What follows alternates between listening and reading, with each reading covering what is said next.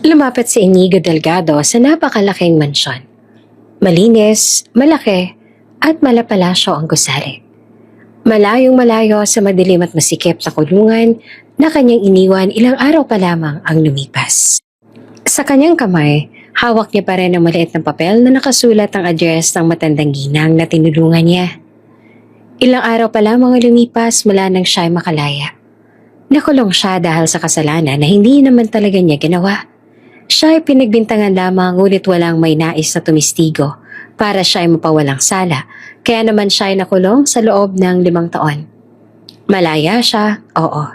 Ngunit ang kalayaan ay may kasamang mabigat na kapalit. Ang kanyang ina na palaging nagbibigay sa kanya ng lakas at pag-asa ay ngayon ay malubha ang karamdaman. Ang mga gastos sa ospital at gamot ay sunod-sunod na dumarating at wala siyang sapat na pera para tugunan lahat ng iyon. Kaya naman siya ay kapit sa patalim. Kahit nalabag sa kanyang loob, tatanggapin niya ang alok ng matandang ginang para sa kanyang ina. Ilang araw ang lumipas mula nang siya ay makalaya. Naghanap siya ng trabaho pero dahil sa kanyang record, walang may nais na tumanggap sa kanya. At isang gabi, habang malakas ang buhos ng ulan at ang mga balikat ni Inigo ay bagsak dahil wala na naman siyang nahanap na trabaho, nakilala niya ang ginang na si Celia Romero.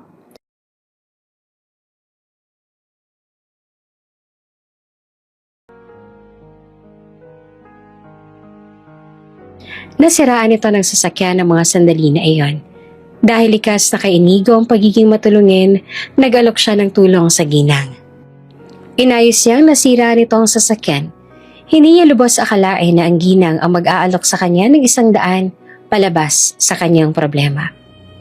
Kinakailangan mo ba ng tulong? Tanong noon sa kanya ng Donya habang sinusubukan ni Inigo na itago ang bahagyang panginginig ng kanyang kamay. Sa mga sandaling iyon, nakita ni Inigo na sa mga ginang ang pagod. Bagaman iyon ay matalas, para bang bawat tingin ay may bigat na hindi niya may paliwanag. Opo, sagot ni Inigo. Ilang araw na ho ako naghahanap ng trabaho pero kahit anong gawin ko hindi ako matanggap dahil sa may record ako at kakalaya ko pa lang sa bilangguan. Kung tungkol sa pera ang kailangan mo, matutulungan kita. Iyon ang naging tugon sa kanya ng ginang habang diretso itong nakatingin sa kanyang mga mata. At base sa uri ng titig nito sa kanya, para bang kilala siya nito na may alam ito tungkol sa kanya. At ang naging alok sa kanya ng ginang, kapalit ng malaking halaga ng salapi, kailangan niya itong pakasalan. Isang kondisyon lang, makakakuha siya ng malaking halaga na sapat para sa paggamot ng kanyang ina. Ngunit ang magiging kapalit ay ang muli niyang pagkakakulong. Hindi sa bilangguan, pero sa isang kasal na hindi niya pinangarap. Sa isang babae na hindi niya naman mahal. Nag-atubili si Inigo. Ilang araw pa lang nakalipas mula sa paglaya niya, dala-dala pa rin niya ang mga alaala ng kulungan at ang bigat ng maling akusasyon na ipinataw sa kanya. Gusto niya pang maramdaman na maging malaya. Marami siyang pangarap at gusto niyang pakasalan ng babaeng tunay niyang minamahal. Ngunit nang maalala niya ang kahinaan ng kanyang ina, ang mga kamay nito na mahigpit na kumakapit sa kanyang damit sa huling pagbisita, hindi siya nakapagpigil. Tumango siya. Tinanggap niya ang alok. Ngayon nakatayo siya sa harap ng mansyon at isang kakaibang kabang bumabalot sa kanyang dibdib. Ang pinto ay bumukas bago pa man siya makakatok. Mr. Delgado, bati ni Doña Celia sa mga otoridad na tono. Maligayang pagdating. Ang samyo ng mamahaling kahoy at bahagyang halimuyak ng bulaklak ang pumuno sa kanyang ilong nang sandaling humakbang siya papasok ng mansyon. Isa itong bahay na nagpapakita ng kayamanan. Ngunit kasabay nito, naroon din ang kalungkutan at katahimikan na hindi maipaliwanag ni Inigo. Sumunod siya kay Doña Celia sa malawak na pasilyo. Bawat akbang ay nag-echo sa paligid na para bang isang babala. Kino-consider mo na ba ang ating kasunduan? Tanong ni Doña Celia na makapasok sila sa opisina. Ang malaking bintana sa likod nito ay nagpapakita ng ulan na bumabagsak sa labas. Ang tanawin ng bagyo ay tila salamin ng bagyo sa puso ni Inigo. Opo, nakapagdesisyon na po ako, sagot ni Inigo ng maingat. At para sa aking ina, gagawin ko. Pumapayag po ako na magpakasal sa inyo. Tumango naman si Doña Celia. Walang ngiti, pero wala ring emosyon ang mukha nito. May mga dahilan din ako, Mr. Delgado. Makahulog ang wika nito bago naupo sa office chair. Bagaman matanda, makikita pa rin sa Donya ang angking ganda nito.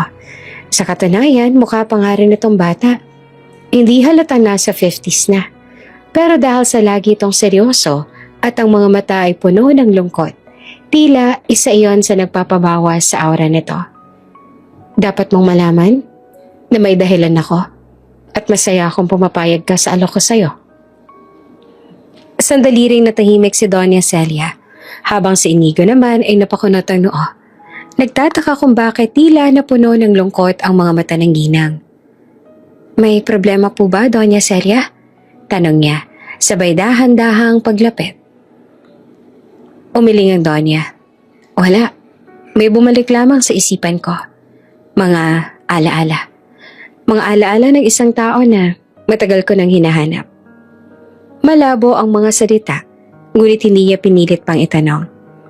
Hindi pa ang tamang panahon. Habang patuloy ang ulan, mas lalo niyang naramdaman ang bigat ng desisyon niya. Ang kalayaan na kanyang natamo mula sa kulungan ay tila napalitan pa ng isang tanikala. Isang tanikala na gawa sa pera, obligasyon at lihim ng isang mayamang babae. Matapos silang mag-usap sa opisina ng Donya, ay lumabas na sila. Habang sinusundan niya si Doña Celia sa malawak na pasilyo, napansin ni Inigo ang bawat detalye sa paligid. Ang mga pader ay puno na ng mga larawan.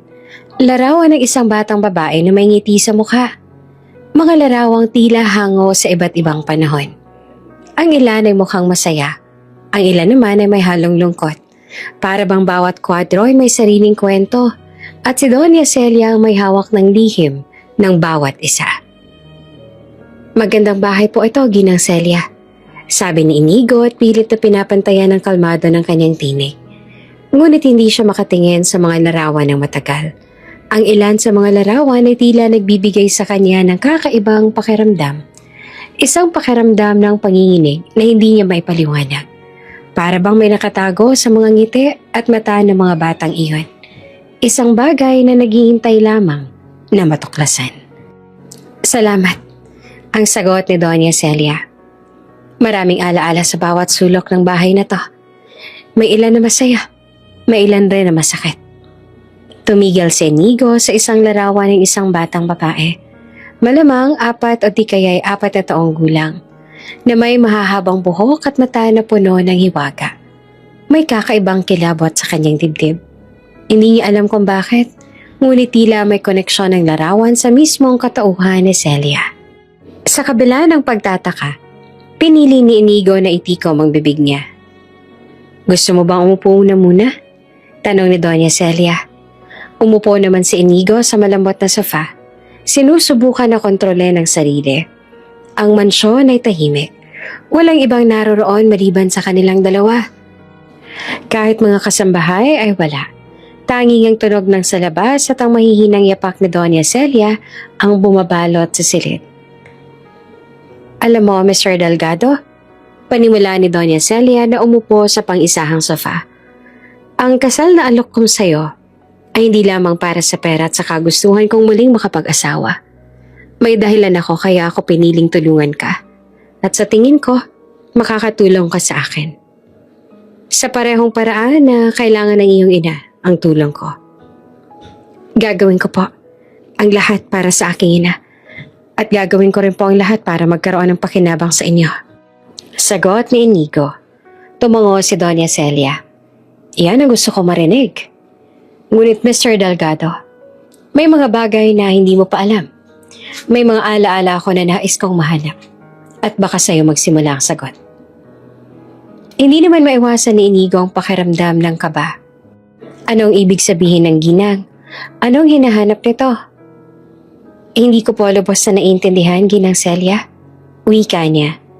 Ngunit, handa po ako matuto. Napangiti naman si Doña Celia, bahagyang malungkot. Pagdating ng araw, malalaman mo rin.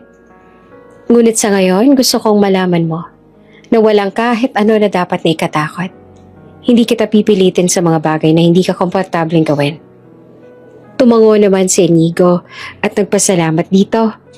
Iniisip niya ang bagong buhay na naghihintay sa kanya. Isang buhay na puno ng kayamanan, obligasyon at misteryo. Sa isip niya, ang mundong ito ay mas komplikado kaysa sa kulungan. Pero para sa kanyang ina, para sa kalayaan na hindi niya lubos na ipinagdiwang, handa siyang tanggapin ang anumang maaaring mangyari. Matapos ang maikling katahimikan, nag-alok si Doña Celia ng maiinom, bagay naman na tinanggap ni Inigo. At dahil nga sa susunod na linggo silang dalawa ikakasal na, nagpasya ang Doña na ilibot na rin siya sa mansyon. Pumasok sila sa isang mataas na silid na puno ng aklat. May ilang mga libro na makapal, may ilan na manipis. Mahilig po ba kayo sa pagbabasa, Doña?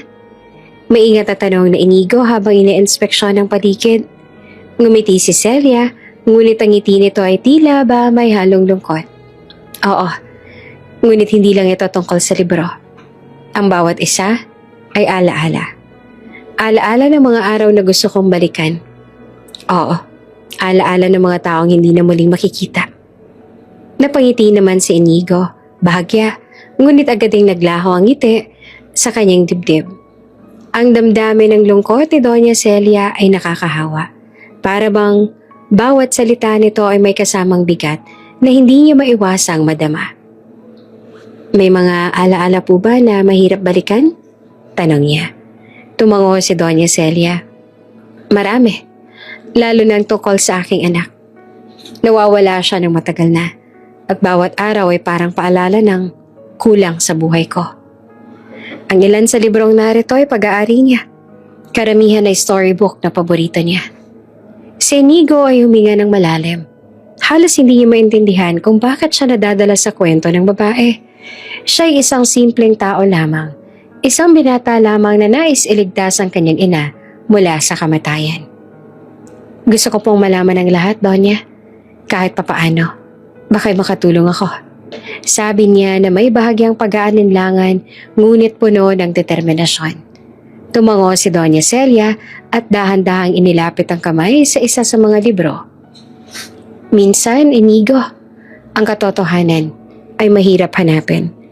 Ngunit sa mga taong dumating sa buhay natin ang hindi inaasahan, matutuklasan natin ang mga sagot na matagal na nating hinahanap. Naramdaman ni Inigo ang kakaibang kaba sa dibdib. Ang bawat salita ni Celia ay tila may lihim na ipinapahiwatig. At ang bawat lihim ay tila may koneksyon sa kanya. Sa kanyang nakaraan, sa kanyang kalayaan, at sa kanyang inang naghihirap sa ospital. Maya-maya tinuro ni Celia ang isang maliit na mesa na may kahon na yari sa kahoy. Lumapit doon sa Inigo, pilit na hindi masyadong magpakita ng pagkakakaba. Buka ang kahon na tumambad sa kanyang mga lumang larawan, mga sulat at maliit na bagay na tila mahalaga sa may-ari nito. Isa-isang pinagmamasdan ni Inigo ang mga bagay. Ang ilan ay mukhang pangkaraniwan, ngunit ang ilan naman ay may kakaiba at luma. Ang ilan sa mga yan ay tungkol sa anak ko. Wika ni Doña Celia. Ang ilan naman ay alaala. Ang ilan ay pahiwatig.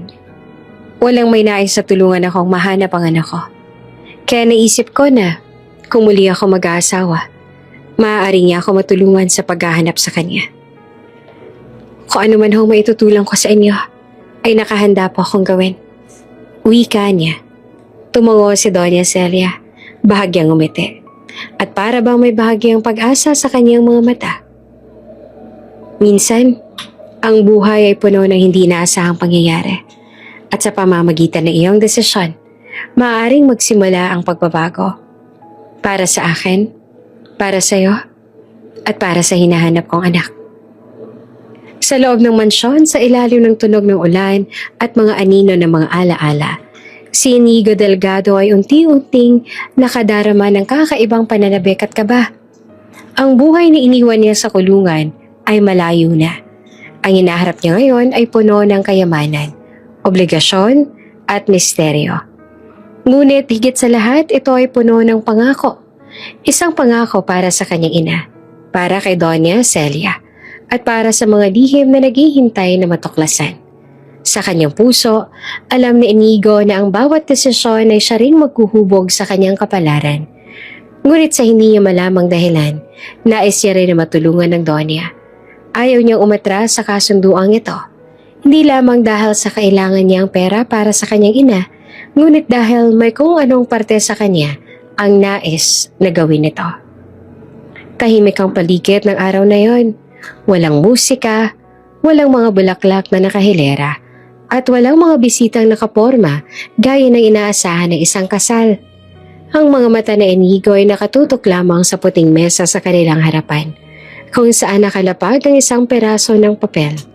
Ang marriage contract na siyang mag-uugnay sa kanya at kay Doña Celia Romero. Napansin agad ni Inigo na kakaiba ang kasal na ito.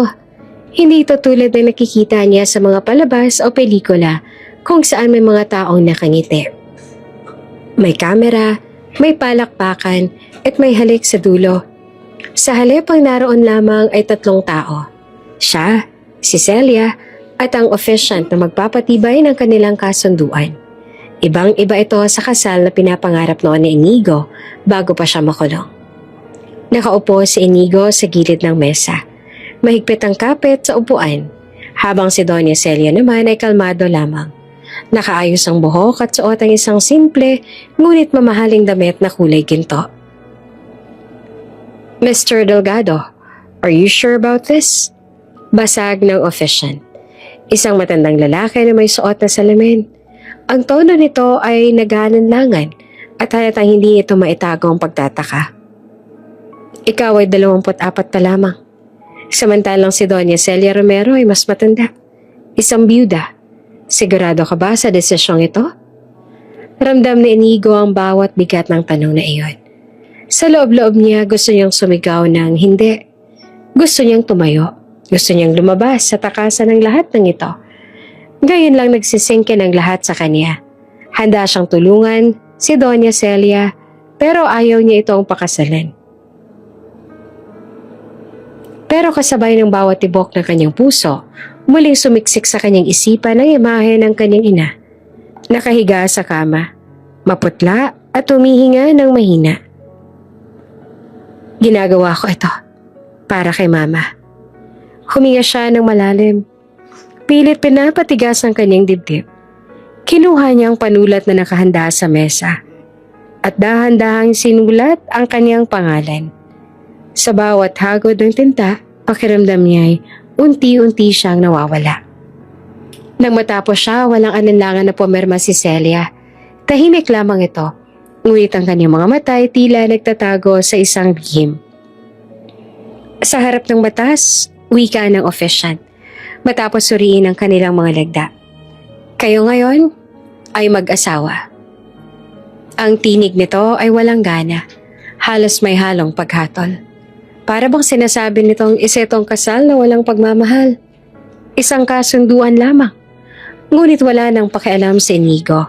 Ang mahalaga sa kanya, natupad niya ang kailangan.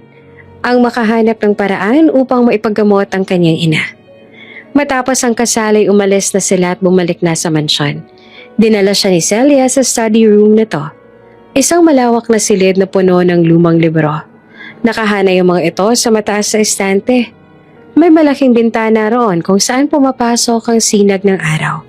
Ngunit tila hindi yon sapat upang alisin ang mga bigat na bumabalot sa lugar. Nakaupo si Doña Celia sa isang leather chair habang nakahawak ang baso sa wine.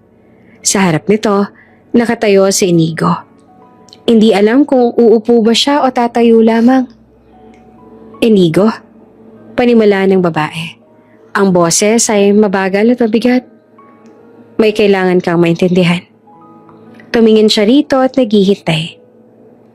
Kapag dumating ang araw, na ako'y mamatay. Nagsimula si Doña Celia.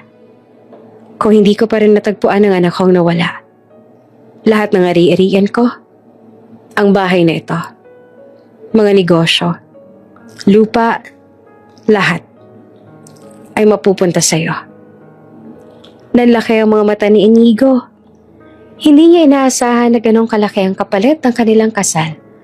Ang akala niya ay sapat nang matulungan siya nito sa pagpapagamot ng kanyang inang may sakit. Doña Celia, mahinahon niyang sagot. Hindi naman po yun ang mahalaga sa akin.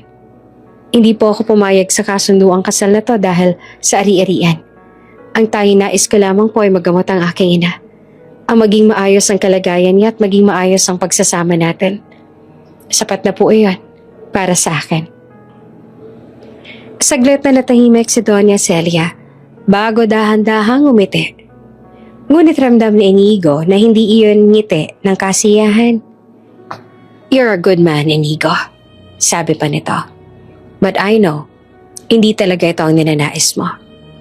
Hindi ito ang kasal at pagsasama na pinapangarap mo. At naunawaan ko yun. Kaya gusto ko na hindi lamang ang tulong para sa iyong ina ang makukuha mo sa kasunduan na ito. Hindi na sumagot pa si Inigo. Kinagabihan, nakaupo si Inigo sa gilid ng kama ng guest room na ibinigay sa kanya. Sa harapan niya ay ang salamin. Para siyang estranghero sa sariling refleksyon. May asawa na ako. Pero asawa ng isang taong halos kasing edad na ng nanay ko. Kinabahan siya. May parte ng kanyang puso na natatakot. Paulit-ulit niyang inuusal sa sarili. Para kay mama to. Kaya ko to. Para kay mama. Kahit anong ulit niya, hindi nawala ang kaba. Ilang minuto pang lumipas bago kumatok si Doña Celia sa kanyang silid. Pumasok sa loob ang Doña. Nakasuot ito ng formal na damit, hindi nightgown.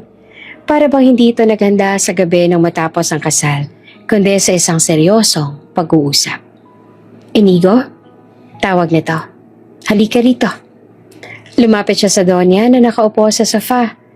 Bagaman ramdam niya ang panginginig ng kanyang mga kamay. I know what you're thinking. Hindi ko ipapagawa sa iyo mga ganong bagay. Wika ni Doña Celia. Diretso ang tingin sa kanya. You think I married you because I want a husband? But no. I married you because I need help. I need your help. I've been alone since my daughter went missing. Wala ni isa sa mga kilala ko kahit pamilya ko na gustong tumulong sa akin. Lahat sila tumalikod. For reasons I don't understand. They don't want me to find her. Para bang gusto nilang mawala siya ng tuluyan. Natigilan si Inigo. Your daughter. Mahina niyang ulit. Yes, sabi pa ni Celia. At kita sa mukha ang sakit na matagal na nakabaon. She's been gone for so many years. Hindi ko alam kung buhay pa ba siya o patay na. Pero hindi ako tumitigil sa paghahanap, Inigo. I am tired. I am weak. And I need someone who won't abandon me. Someone who will stay kahit lahat sila iniwan na ako. Nakaramdam ng bigat si Inigo. Sa unang pagkakataon, nakita niya ang Doña hindi bilang mayamang byuda, kundi bilang isang ina na nawala ng anak at nawala ng pag-asa. I married you. Dagdag ni Celia na halos pabulong. So people would think I am fine again. Na kaya ko pa. Na natanggap ko nang wala ng anak ko. Na hindi ako desperata. But the truth is, I am desperate, Inigo. And now, I'm begging you, please, help me. Hindi agad sumagot si Inigo. Dahil sa Doña Celia ang dahilan kaya maipapagamot niya ang kanyang ina at ibig sabihin ay makakasama niya ito ng mas matagal. Nakahanda rin siya na tulungan ito. Doña Celia, mahinahon niyang sagot. Hindi ko man po alam kung saan magsisimula. Pero kung may magagawa ako, gagawin ko. Tutulong ako. Huminga ng malalim si Celia at saka dahan-dahang tumango. Then that's enough. Anito. From tonight on, you're not just my husband on paper. You're my partner. You'll help me find her. Tutulungan mo akong alamin lahat ng sekreto na ilang taon ng ipilit na itinatago sa akin. At doon nagsimula ang bagong yugto ng kanilang buhay, hindi lamang bilang mag-asawa sa mata ng batas. Tahimik ang sumunod ng mga araw matapos ang kasal, para bang walang nagbago sa loob ng mansyon. Maliban sa presensya ni Inigo, kung tutuusin, wala ring espesyal na hinihingi si Doña Celia sa kanya tulad ng sinabi nito noong unang gabi bilang mag-asawa. Hindi siya nito pinipilit na tumabi sa kama.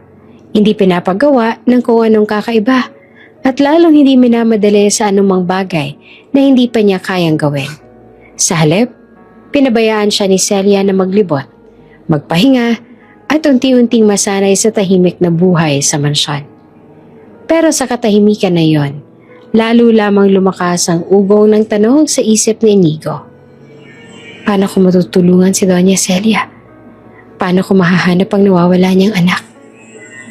Minsan tuwing umaga, bumababa siya sa Grand Hall. Isang maluwang na silid na may hagdang yari sa kahoy na ubos siguro ng ilang buwang sahod ng karaniwang tao. Ang kisame ay mataas. May nakasabit na chandelier na kahit na hindi gaano ginagamit ay kumikisla pa rin kapag tinatamaan ng sinag ng araw. Habang naglalakad, napapansin ni Inigo na halos bawat dingding ng mansyon ay may larawan. Malalaki, naka-frame at maingat na nakahanay. Ang mga larawan ng batang babae. Isa sa mga bagong larawan ang agad na nakakuha ng kanyang pansin. Isang larawan ni Doña Celia. Mas bata pa. Siguro ay nasa mid-20s o 30s. Sa tabi nito, isang batang babae rin. 6 na taong gulang marahil. Maputi, mabuhok, at may ngiting parang ilaw sa gitna ng dilim. Siya, bulong niya sa sarili. Siya nga marahil ang anak ni Doña Celia. Hindi niya alam kung bakit, pero parang biglang humigpit ang dibdib niya sa tuwing tinitingnan niya ang mga larawan. Ang bata ay buhay na buhay, masayahin, ngunit parang may tinatagong hiwaga. Nagpatuloy siya sa paglibot. Sa bawat paskil, napasukin niya. Library, dining area, hallway. Lagi-lagi, nakikita niya ang parehong mukha ng batang babae. Malinaw na minahal siya ng labis si Doña Celia. May mga larawan din doon na bago lamang sa kanyang paningin kahit ilang araw na siya rito sa mansyon. Marahil ay kinakabit iyon ng Doña. O kaya'y pinapalitan ng Doña ang mga larawan na nakita niya noon dahil pansin niya na wala na ang iba roon. Sa bawat larawan, ramdam ni Inigo ang pagmamahal ng isang ina sa anak. Ngunit kasabay nito ay dama rin ang lungkot. Parang sa bawat larawan na iyon ay naroon din ang alaala ng pagkawala. Isang gabi, habang pagkasama silang kumakain sa mahabang hapag, hindi na napigilan ni Inigo ang sarili. Doña Celia, panimula niya ng dahan-dahan. Ang mga nasa larawan po ba ang anak ninyo? Saglit na tumigil si Doña Celia sa pagkain, bago dahan-dahang tumango. Yes, she is my daughter. Tahimik ang tono, ngunit puno ng bigat. Her name is Isabella. Maganda po siya. Mahinang wika ni Inigo. Ngumiti naman si Doña Celia. Yes, she is. Para siyang anghel. Nung isinilang ko ang daming humanga sa kanyang ganda. Mahal na mahal namin siya ng asawa ko noon. At tuwang-tuwa rin ang mga dao sa paligid niya dahil bungis niya siyang bata. At kung nasan man siya ngayon, alam kong maganda pa rin siya kahit ilang taon nang lumipas. Hindi na siya nagtanong pa. Ayaw niyang dagdagan ang lungkot na naramdaman niya sa mga mata ng matanda. Ngunit mula noon, mas lalo siyang naging determinado. Kailangan kong malaman kung ano nangyari kay Isabella. Linggo nang dumating ang cleaning service. 4 silang dumating. 2 lalaki, 2 babae, naka-uniform, dala-dala ang mga kagamitan. Sanay na si Inigo sa tahimik na mansyon, kaya't nang biglang nagkaroon ng ingay mula sa yabag at usapan, medyo nanibago siya. Bumaba siya mula sa hagdan para batiin sila. Ngunit nang makita siya ng mga tagalinis, halos sabay-sabay silang napahinto. Sir? Ani ng isa, halatang nagulat. Pasensya na po, akala po namin. Akala niyo po na si Doña Celia lang nandito? Putol ni Inigo na may ngiti sa labi. Nagkangit-tingin na ng mga ito at sabay-sabay na tumango. Matagal na kasi kaming pumupunta rito. Dagdag ng isa. At si Doña Celia lang talaga nakikita namin. Hindi naman namin akalaing may kasama na siya ngayon. Tumago lamang si Inigo. Hindi na nagpaliwanag. Alam niya na kung sasabihin niyang mag-asawa sila, mas lalo lang silang magugulat. At hindi niya gustong maging paksa ng usapan. Pero hindi nakatakas sa kanyang ekspresyon ng mga tagalinis. Hindi lamang sila nagulat, kundi parang nagulantang talaga sila. Halos may halong pagtataka o pag-aalinlangan. Para bang hindi nila inaasahang magkakaroon ng kasama si Doña Celia sa mansyon, lalo pat isang binata. Sa kabila ng lahat, mabait si Doña Celia kay Inigo. Hindi siya pinapagalitan, hindi pinipilit, hindi inuutusan ng sobra. Kung may gusto itong ipagawa, laging may kasamang, kung okay lang sa'yo, Inigo. O kaya naman, kung hindi ka busy. Hindi rin siya nito pinipilit na gawin ang mga gawin ng isang asawa. Bagay na hindi naman makakaya ni Inigo ang gawin. Ngunit batid niya na kung sakali man na gustuhin ni Doña Celia, ay wala siyang magagawa, kundi ang gawin. Ngunit ramdam na ramdam pa rin ni Inigo ang kalungkutan nito. Minsan naglalakad siya sa hallway at nakikita niya si Doña Celia na nakaupong mag-isa sa harap ng piano. Hindi ito tumutugtog. Nakaupo lamang. Nakatitig sa mga lumang nota. Minsan naman, nakita niya itong nakatingin lang sa bintana, hawak ang isang lumang manika. Hindi niya tinanong kung ano iyon. Alam niya naman na ang sagot. At sa bawat pagkakataon na yon, parang mas lalo siyang tinatabla ng awa. Oo, pumayag siya sa kasal para sa pera, para sa kanyang ina. Pero ngayon, may parte sa kanya na gusto ring tulungan si Celia. Hindi dahil kailangan niya, kundi dahil karapat-dapat ito. Sa gabi, bago matulog, madalas na humaharap si Inigo sa salamin sa kwarto. Tama ba to? Tama ba na nandito ako? Bulong niya sa sarili. Hindi niya alam kung bakit. Pero pakiramdam niya ay unti-unti nang humahalo ang dalawang dahilan ng kaniyang pananatili sa mansyon. Una, ang ina niyang may sakit. Pangalawa, si Doña Celia at ang nawawala nitong anak. At kahit wala pa siyang nakikita ang malinaw na clue kung saan magsisimula, alam niyang malapit na. Ang mga larawan, ang mga alaala, at ang mga lihim sa likod ng mga dingding ng mansyon. Lahat ng iyon ay tila paanyaya sa kanya na tuklasin ang katotohanan. Isang hapon, nagdesisyon si Inigo na dumalaw sa ospital upang bisitahin ang kanyang ina na naghahanda na para sa operasyon. Mahigit 2 linggo na mula nang huli siyang nakapunta roon at sabik na siyang makita ito. Pagdating niya, sinalubong siya ng doktor. Mr. Delgado, bati ng doktor. So far, maayos naman ang kalagayan ng iyong ina. We are just waiting for her body to fully ready for the operation. Nakikita ko rin na lumalakas siya day by day. Labis ang ginhawang naramdaman ni Inigo. Para bang nabunutan siya ng tinik sa leeg. Sa wakas, kahit papaano ay nakikita niya ng resulta ng kanyang sakripisyo. Lahat ng ito, lahat ng ginagawa ko, may patutunguhan. Bulong niya sa sarili. Agad siya nagtungo sa silid ng kanyang ina matapos makausap ang doktor. Pagpasok niya ay isang pamilyar na ngiting sumalubong sa kanya. Kahit mahina, maliwanag pa rin ang ngiting iyon. Anak, mahina ngunit puno ng tuwa ang tinig ng kanyang ina. Andito ka na. Napaupo si Inigo sa gilid ng kama at tinawakan ng kamay nito. Oo ma, miss na kita. Pasensya na ako, ngayon lang po ulit ako nakadalaw. Naging abala po kasi ako sa paghahanap ng trabaho. Pinisil siya ng kanyang ina. Maraming salamat anak. Ginawa mo ang lahat para sa akin. Alam kong hindi madali ang pinagdaraanan mo. Pero heto ka pa rin. Lagi ako inuuna. Napayo ko sa Inigo. Gusto niyang sabihin ng totoo. Gusto niyang ikwento na nagpakasal siya sa isang matanda kapalit ng pagpapagamot nito. Ngunit wala siyang lakas ng loob. Alam niyang masasaktan lang ang kanyang ina kapag nalaman na ginawa niyang sakripisyo. At mas gusto ni Inigo na isipin lang ng kanyang ina ang pagpapagaling kaysa sa mga bagay na naging desisyon niya. Kamusta ka naman anak? Tanong nito, bakas ang pag-aalala sa boses. Baka naman sobra kang napapagod sa trabaho. Wala kang tigil sa kakakayot. Baka bumigay na rin ang katawan mo niyan. Ngumiti lamang si Inigo.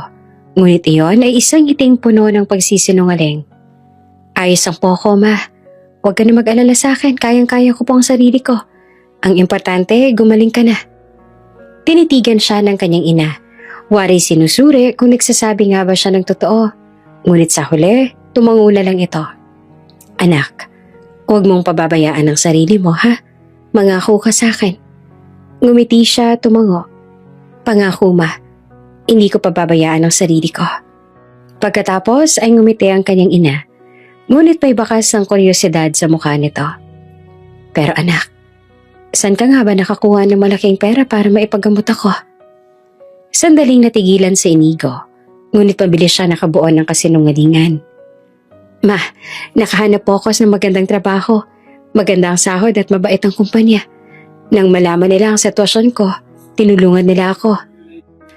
Lalo pat, alam nila na nagsimula pa lamang ako dahil sa galing ako sa kulungan. Sila na munang gumastos para sa operasyon mo at unti-unti na lang daw na ibabawas sa sahod ko. Nagliwanag ang mukha ng kanyang ina. Napakapalad mo naman anak. Sana'y makilala ko rin ang amo mo balang araw. Gusto kong magpasalamat sa kanila ng personal. Napangiti si Inigo kahit may kirot sa dibdib. Darating din po ang panahon na yon, ma. Pangako. Pagkatapos ng ilang oras sa pagbabantay sa ospital, bumalik si Inigo sa mansyon. Dinatan niya si Doña Celia sa sala, nakaupo habang nakatitig sa bintana. Nang makita siya ay agad itong tumingin. Kamusta ang iyong ina? Tanong nito. Maayos naman po, sagot ni Inigo na may ngiti sa labi. Naghahanda pa po siya para sa operasyon. Tumungo naman si Doña Celia at bahagyang umiti. That's good to hear. Sandaling natahimik si Inigo bago siya muling nagsalita. Doña Celia, pasensya na po. Hindi ko masabi ang totoo sa aking ina. Sinabi ko ay may kumpanya na mabait na tumutulong sa akin. Hindi ko kayang sabihin na kinasal ako sa inyo. Tinitigan siya ng matanda. Saglit itong nanahimik bago ngumiti ng malumanay. Iho, you don't have to apologize. Naiintindihan ko. You did it for her peace of mind. Ayaw mo lang mag-alala siya at ayaw mong isipin niyang nagsakripisyo ka ng ganong kalaki para sa kanya. Napatingin si Inigo sa kanya tila nagulat. Hindi ko kayo nagagalit? Umiling si Doña Celia. Of course not. Alam kong mabigat na ang pasanin mo. Hindi ko na to dadagdagan. I did not marry you to make your life harder. Remember what I said? I needed help, not a husband. Kung kailangan mo magsinungaling para hindi na mag-alala ang iyong ina, then so be it. Walang problema sa akin yan. At sa unang pagkakataon, mula nang ikasal sila, nakaramdam si Inigo ng kakaibang ginhawa. Hindi pala siya kailangang matakot na may kapalit ang lahat. Ang totoo, wala namang hinihingi si Doña Celia, kundi ang tulong na mahanap ang anak nito. At sa mga sandaling iyon, mas tumibay ang pasya ni Inigo. Kung nagawa ko magsakripisyo para kay mama, kaya ko rin magsakripisyo para kay Doña Celia. Tutulungan ko siyang hanapin ang kanyang anak, kahit gaano kahirap. Mula nang mapag-usapan nila ni Doña Celia ang tungkol sa nawawala nitong anak, nagsimula na silang kumilos. Hindi man siya sigurado kung paano magsisimula, determinado si Inigo na gawin ang makakaya. At makalipas lamang ilang araw, dumating sa mansyon ng ilang taong maaaring makatulong. Mga investigator na matagal nang kilala ni Doña Celia. Nasa sala sila ng mansyon nang dumating ang 3 lalaki at 1 babae. Nakasuot sila ng semi-formal, halatang profesional, ngunit ang agad na nakakuha ng atensyon ni Inigo ay ang babae. Isang detective na hindi mo aakalain na nasa linya ng ganoong trabaho dahil sa taglay nitong ganda. Mahaba ang buhok nitong kulay itim na kumikinang. Nakatali sa likod ngunit may ilang hiblang malayang nakalaylay sa gilid ng kanyang mukha. Matangos ang ilong, mapupungay ang mata, at may tikas sa bawat kilos. Nagsandaling magtagpo ang kanilang mga mata, parang biglang bumagal ang lahat sa paligid ni Inigo. Bakit? Ganito ang pakiramdam ko. Bulong ni Inigo sa sarili. Bumilis ang tibok ng kanyang puso. Para bang naririnig niya ang bawat pintig nito. Bigla rin siyang natuyuan ng lalamunan. Tila ay hindi siya makapagsalita. Detective Gemma. Pagpapakilala ng isa sa mga kasamahan nito.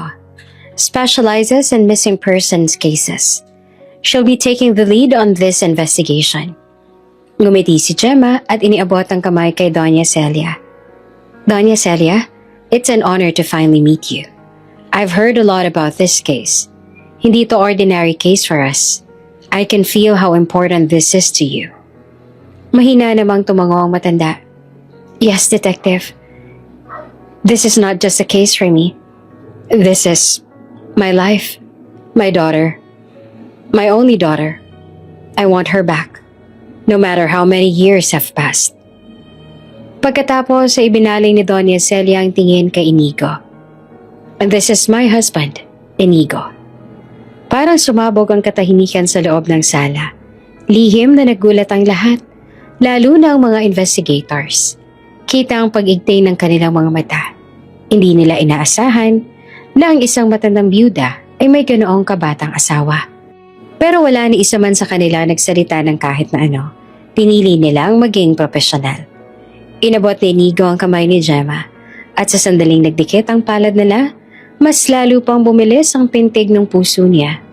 Para siyang natutulala habang nakatingin sa mga mata ng detective. Nice to meet you, Mr. Delgado. Wika ni Gemma na may bahagyang ngiti. Yeah, nice to meet you too, sagot niya. Halos maubos ang hangin sa kanyang dibdib. Umubo si Doña Celia. Wari nakapansin sa kakaibang tensyon. Shall we sit down? Let's talk about the investigation. Agad silang nagsiupo sa sala. Binuksan ng isa sa mga investor ang kanyang folder at inilatag ang ilang dokumento. Doña Celia, panimala nito. We've reviewed the old reports and police records. Unfortunately, the case is very difficult. Your daughter went missing decades ago. Records from that time are incomplete. Some are even lost. At base rin po sa nabanggit ninyo sa amin noong marami ng detectives at investigator ang humawak sa kaso na ito. Gemma leaned forward, her eyes serious. Pero hindi ibig sabihin nun na wala na tayong pwedeng gawin. We are searching every possible lead. May mga names na lumalabas, especially yung lalaki na huling nakita kasama ng anak ninyo. Napakunot ang noon ni Inigo. Lalaki? Ano pong ibig niyong sabihin? Sumuliyab si Detective Gemma kay Inigo at muling bumaling kay Doña Celia. We're checking school records, old neighborhood, reports and even hospital logs. Anything that can give us trace, pero again, matagal ng panahon yun. Maraming data ang posibleng wala na. But I want you to know, Doña Celia, I will not give up. Hindi ako titigil hanggat may nakikita akong butil ng pag-asa. Because if she's alive somewhere, kahit ganong katagal, there's always a chance. Namasa ang mga mata ni Doña Celia. Salamat, Iha. You don't know how much this means to me. Saglit na natahimik ang paligid. Ramdam ni Inigo ang bigat ng usapan. Ngunit ramdam din niya ang kakaibang aura ni Gemma. Hindi niya maaalis ang tingin dito kahit pilit niyang pinipigilan. Hindi pwede. Hindi to pwede. Kasal na ako kay Doña Celia. Ginawa ko ito para kay Mama. Hindi ako dapat madala sa ganito. Mr. Delgado? Biglang tawag ni Gemma. Nagulat siya. Po? I was asking if you're willing to help us check the mansion. Baka may mga old belongings ang anak ni Doña Celia. Mga diaries, letters, or anything na pwede nating maging clue. Mabilis siyang tumango. Of course. Kung ano pong pwede kong maitulong gagawin ko. Ngumiti naman si Gemma. At sa sandaling iyon, parang muling bumagal ang paligid para kay Inigo. Samantala, tumikim naman si Doña Celia. Then, it's settled. You'll all work together. I trust you, Detective Gemma. I know you'll do everything you can. As for you, Inigo, support them in any way possible. Yes, Doña. Sagot niya sabay tingin kay Gemma. I'll do my best. Hindi nagtagal matapos ang meeting sa sala, nagsabi si Detective Gemma na gusto niyang simulan mismo sa loob ng mansyon ang kanilang paghahanap. Agad naman na pumayag si Doña Celia. Inigo, samahan mo muna si Detective. Uwi ka ng matanda. Simula nang mawala si Isabela, wala akong binago sa kanyang silid. Nandoon pa rin lahat ng gamit niya. Maybe, you'll find something I couldn't. Saglit na napatitig si Inigo sa kanyang asawa. Kita niya ang pag-asa sa mata nito. Ngunit naroon din ang sakit ng nakalipas sa mga taon. Tumango siya. Habang naglalakad sila ni Gemma sa mahabang pasilyo ng mansyon, ramdam ni Inigo ang malamig na hangin na pumapasok mula sa mga malalaking bintana. Ang laki ng bahay ninyo, komento ni Gemma na nakatingin sa paligid. Pero it feels lonely. Tumango naman si Inigo at sinabi na marahil dahil sa silang dalawa lang ng kanyang asawa dito. Gemma glanced at him, studying his face. It must be hard for her, living alone all these years, waiting for someone who might never come back. Napabuntong hininga si Inigo. Kaya nga siguro she's holding on. Kahit konting chance lang. Kapit siya para lang mahanap ang nawawala niyang anak. Nang makarating sila sa dulo ng pasilyo, huminto si Gemma sa tapat ng isang pinto. This must be it. Dahan-dahan niyang binuksan ang pinto at agad na bumungad sa kanila ang kwarto ng batang babae. Halos parang hindi ito tinabla ng panahon. May mga laruan pa sa sahig, mga poster ng cartoon sa dingding, at isang kama na may faded na pink na kumot. Parang tumigil ang oras. Wow! Bulong ni Gemma habang pumapasok. It feels like she just left yesterday. Pumasok din si Inigo. Tumingin siya sa paligid. Namangha rin kasi kahit ilang dekada na raw na nawawala ang anak ng Donya, napakaayos at linis pa rin ang silid na para bang may bata pa rin na natutulog roon. Tahimik silang naglakad-lakad. Tiningnan ang mga bagay sa paligid. Si Detective Gemma ay tumigil sa may lamesa kung saan nakapatong ang isang lumang notebook at laruan. You know, sabi ng dalaga habang binubuklat ang isang notebook. Marami ng investigators ang humawak ng kasong to. All with different methods. All with good intentions. But no one succeeded in finding answers for your wife. Tumingin si Inigo sa dalaga. And yet you still accepted it? Huminto si Gemma at bahagyang ngumiti ng mapait. Kasi naaawa ko sa kanya. Imagine waiting decades, holding on to hope when everyone else gave up. That kind of pain, it stays with you. Tahimik sandali si Inigo bago nagsalita. Hindi ka ba natatakot? To take on something so uncertain? Isinara ni Gemma ang libro at tumingin ng diretso sa kaniyang mga mata. To be honest, hindi rin ako sigurado kung may magagawa pa ako. This case is almost impossible. But I will do everything for your wife. Even if I fail, at least I know I tried. Saglit na natahimik si Inigo bago siya ngumiti. Salamat, Detective. That means a lot. Kahit para lang makita ni Donya na may lumalaban pa rin sa kanya. Malaking bagay na yon. Gemma returned his smile, softer this time. You really care about her, don't you? Napatigal si Inigo. Napakamot siya sa batok. She's my wife. And she's been through a lot. Kung ano man ang kaya kong gawin para kahit papaano ay gumaan ang loob niya, gagawin ko. Hindi na ko bibo si Detective Gemma at muling ibinaling ang tingin sa mga laruan ni Isabela. Isa-isang pinulot at tiningnan. May maliit na stuffed bear, may mga blocks at ilang Barbie dolls na may kupas ng damit. Habang nakayuko si Gemma para silipin ang loob ng isang cabinet, bigla itong bahagyang natumba. Ingat ka! Sigaw ni Inigo. Isang kahon ng muntik nang mahulog mula sa taas ng cabinet. Ngunit mabilis na naiharang ni Inigo ang kanyang sarili. Nahulog ito sa kanyang bisig at umalulong ang alikabok. Si Gemma naman na halos matamaan sa ulo ay agad na umatras. Ngunit napadikit kay Inigo. Sa sobrang lapit nila, halos magdikit na ang kanilang mga mukha. Nagtagpo ang kanilang mga mata. For a moment, tahimik ang silid.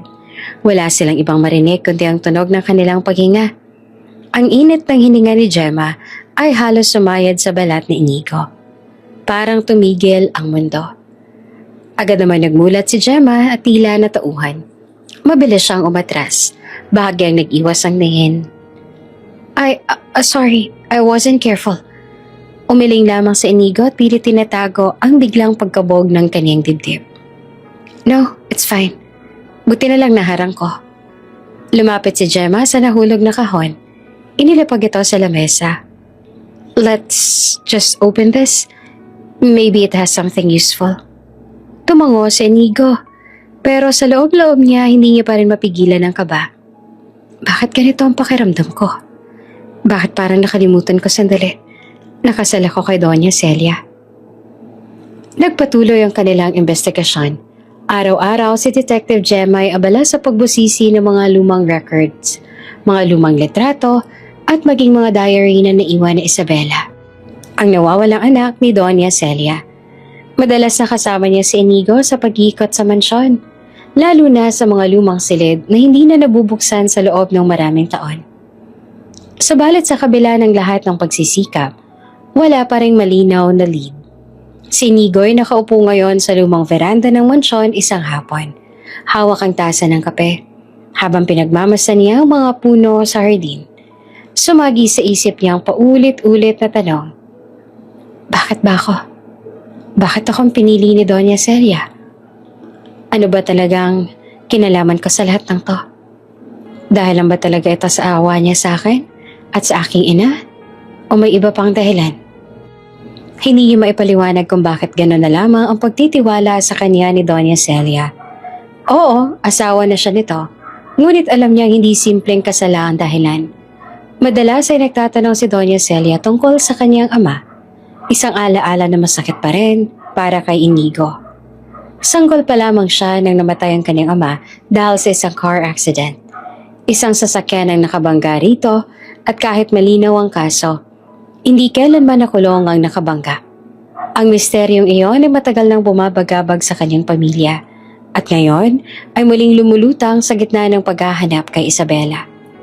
Kahit na walang kahit anong alaala sa Inigo sa kanyang ama, madalas naman itong ikwento sa kanya ng kanyang ina noong bata pa siya. Kaya alam ni Inigo na isang mabuting tao ang kanyang ama. Isang umaga, dumating ang mga kamag-anak ni Doña Celia. Mga kapatid nito na bihirang bumisita. Ngunit sa pagkakataong iyon, tila sabay-sabay na nagpa siya na humarap kay Doña Celia. Pagkarating nila sa mansyon, ramdam agad ang bigat ng hangin. May tensyon na hindi maitatago at lalo pang nadagdagan ng makita nila si Inigo. Celia, malamig na bati ng isa sa mga nakatatandang kapatid ni Don Lorenzo. Narinig namin ikinasal ka na nga. At ito na ba siya? Sabay turo kay Inigo. Yes. Mahinahong tugon ni Doña Celia, sabay hawak sa kamay ni Inigo. He is my husband, Inigo.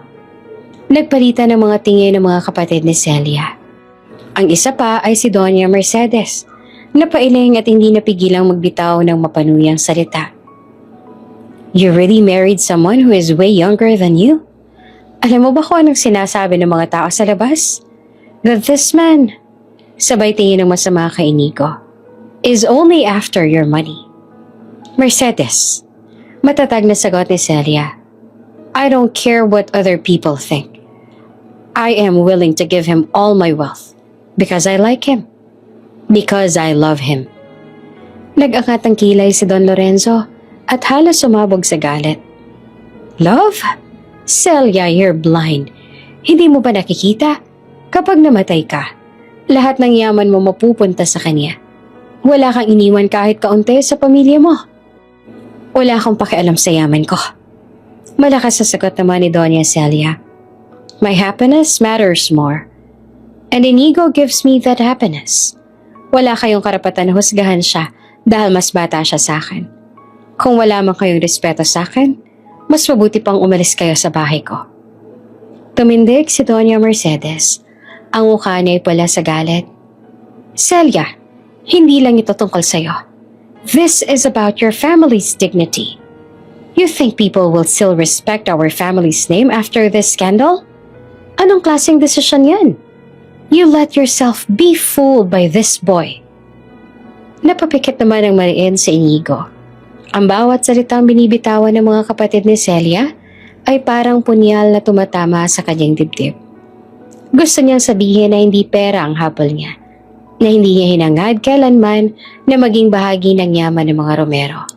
Pero ano pa nga bang magagawa niya?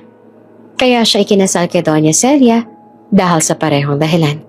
Dahil sa pera. Oops! May break muna. Gusto mo bang ma-shoutout dito sa channel ni Ate Jane? Mag-comment lang ng lesson you learned from the latest story uploaded. Dahil pipili kami ng isang best comment of the day para i-shoutout sa susunod na upload. Kaya huwag kalimutang mag-iwan ng lesson you learned after you watch this video. Maraming salamat! Shoutout nga pala kina Soledad Castro from Lipa City, Batangas, Erlinda Daronday, at Randall C. Barnachea from Florence, Italy. Sa ating mga taga-subaybay, paki-comment naman po sa baba kung taga-saan kayo para alam ko kung hanggang saan umaabot ang mga kwento ni Ate Jane at para ma-shoutout ko kayo sa mga susunod pa nating mga kwento. Maraming salamat sa pakikinig! Wala siyang pinagkaiba sa sinasabi nila. Iyon ang katotohanan. Matapos ang ilang minuto ng mainit na palitan ng mga salita, hindi napigilan ni Inigo ang kanyang sarili. Tumayo siya mula sa pagkakaupo at humarap sa lahat. You may hate me, but this is my choice. At hindi ko hahayaang diktahan ninyo ang buhay ko. Wikang muli ni Doña Celia. Choice? This is madness, Celia. Mariin naman na sigaw ni Don Lorenzo. Habang buhay namin na pinangalagaan ang pangalan ng pamilya natin. At sa isang iglap, winasak mo ito dahil lang sa isang lalaking hindi natin kilala? Sumingit si Mercedes. At paano na lang kung siya rin ang may kinalaman sa pagkawala ni Isabela noon? Ever wonder that, Celia? Biglang lumamig ang paligid. Ang mga salita ni Mercedes ay parang kitlat na biglang bumagsak. Napatingin si Inigo kay Mercedes. Gulat at hindi makapaniwala sa akusasyon. Stop it! Sigaw ni Celia. Don't you dare accuse him of something so cruel. Inigo has nothing to do with my daughter's disappearance. Huwag niyo siyang idadamay. Hindi niyo ba naisip na mas bata si Inigo kaysa sa nawawala kong anak? Anong kayang gawin ni Inigo nung nawala ang anak ko kung siya'y sanggol pa lamang noon? Ngunit hindi pa rin tumigil si Mercedes. Then prove it. Prove to us that this man isn't just using you. Or else, Celia, baka tama ang iniisip ng lahat. Na binulag ka ng isang taong marunong lang umarte ng mabuti. Matapos ang tensyon ng pag-uusap, iniwan ng mga kapatid ni Celia ang mansyon na galit na galit. Naiwan naman si Celia at Inigo sa gitna ng sala. Parehong pagod at sugatan ang damdamin. Lumapit si Inigo at hinawakan ang balikat ng asawa. Pasensya na po, Doña Celia. Dahil sa akin na naging away pa kayo ng mga kapatid mo. Umiling si Doña Celia. No, Inigo. Don't apologize. Wala kang kasalanan. Rather, I should apologize dahil nadadamay ka sa lahat ng to. Malaking maitutulong mo sa akin kaya hindi ko hahayaan na bastusin ka nila. Sa sandaling iyon, muling sumiklab ang mga tanong sa isip ni Inigo. Ano ba talaga ang dahilan ng lahat ng to? Bakit nararamdaman niyang may mas malalim na dahilan kung bakit siya pinili ni Doña Celia? At bakit parang konektado ang lahat? Ang pagkawala ni Isabela, ang pagkamatay ng kaniyang ama, at ang biglang pagpasok niya sa buhay ng isang babaeng tulad ni Doña Celia. Minsan pa ay muling dumalaw sa mansyon ng mga kapatid ni Doña Celia. Sa pagkakataong ito, wala si Doña Celia sa harap upang ipagtanggol si Inigo. Abala ang Doña sa pakikipag-usap kay Detective Gemma at sa ilang investigator sa kabilang bahagi ng bahay. Kaya naiwan si Inigo sa sala kasama ang kapatid nito. Tahimik lamang si Inigo noong una. Pinipilit ang sarili na maging magalang. Ngunit ramdam niyang hindi maganda ang titig ng mga ito sa kanya. Ang bawat tingin ay may kasamang panghuhusga, para bang hinuhubaran siya ng dignidad. Ano ba, Inigo?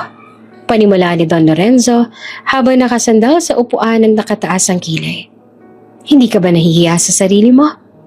Ginagamit mo lang ang kapatid namin para lang umasenso. Napakabata mo pa para sa isang may edad na kagaya ng kapatid namin. Di ba nakakahiya yan ng labis? Hindi naman sumagot si Inigo. Bagos ay yumuko lang siya at pinisil ang kanyang mga kamay. Wala ka namang ipagmamalaki. Dagdag ni Doña Mercedes, matalim ang tinig. Wala kang pangalan. Wala kang yaman. Wala kang kahit anong karapat-dapat para sa kapatid namin. You're just a nobody. Alam naming pera lang ang habol mo sa kanya. Kung hindi dahil sa pagiging marupok ng kapatid namin, singit naman ang isa pang kamag-anak. Hindi ka man lang makakatuntong sa mansya na to.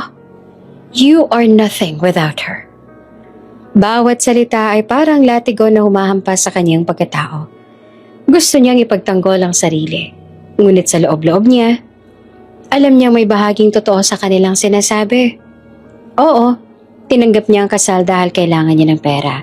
Hindi para sa sarili, kundi para sa kanyang ina na may iniindang karamdaman. Alam natin kung anong plano mong gawin ni Nico. Patuloy naman ni Don Lorenzo. Alam namin na pag namatay si Celia, kukunin mo lahat ng iniwan niya. Parang nilunok ni Inigo ang sariling dila. Wala siyang ibang ginawa, kundi tanggapin ang lahat ng pagmamaliit. Pinapaniwala mo si Celia na mahal mo siya.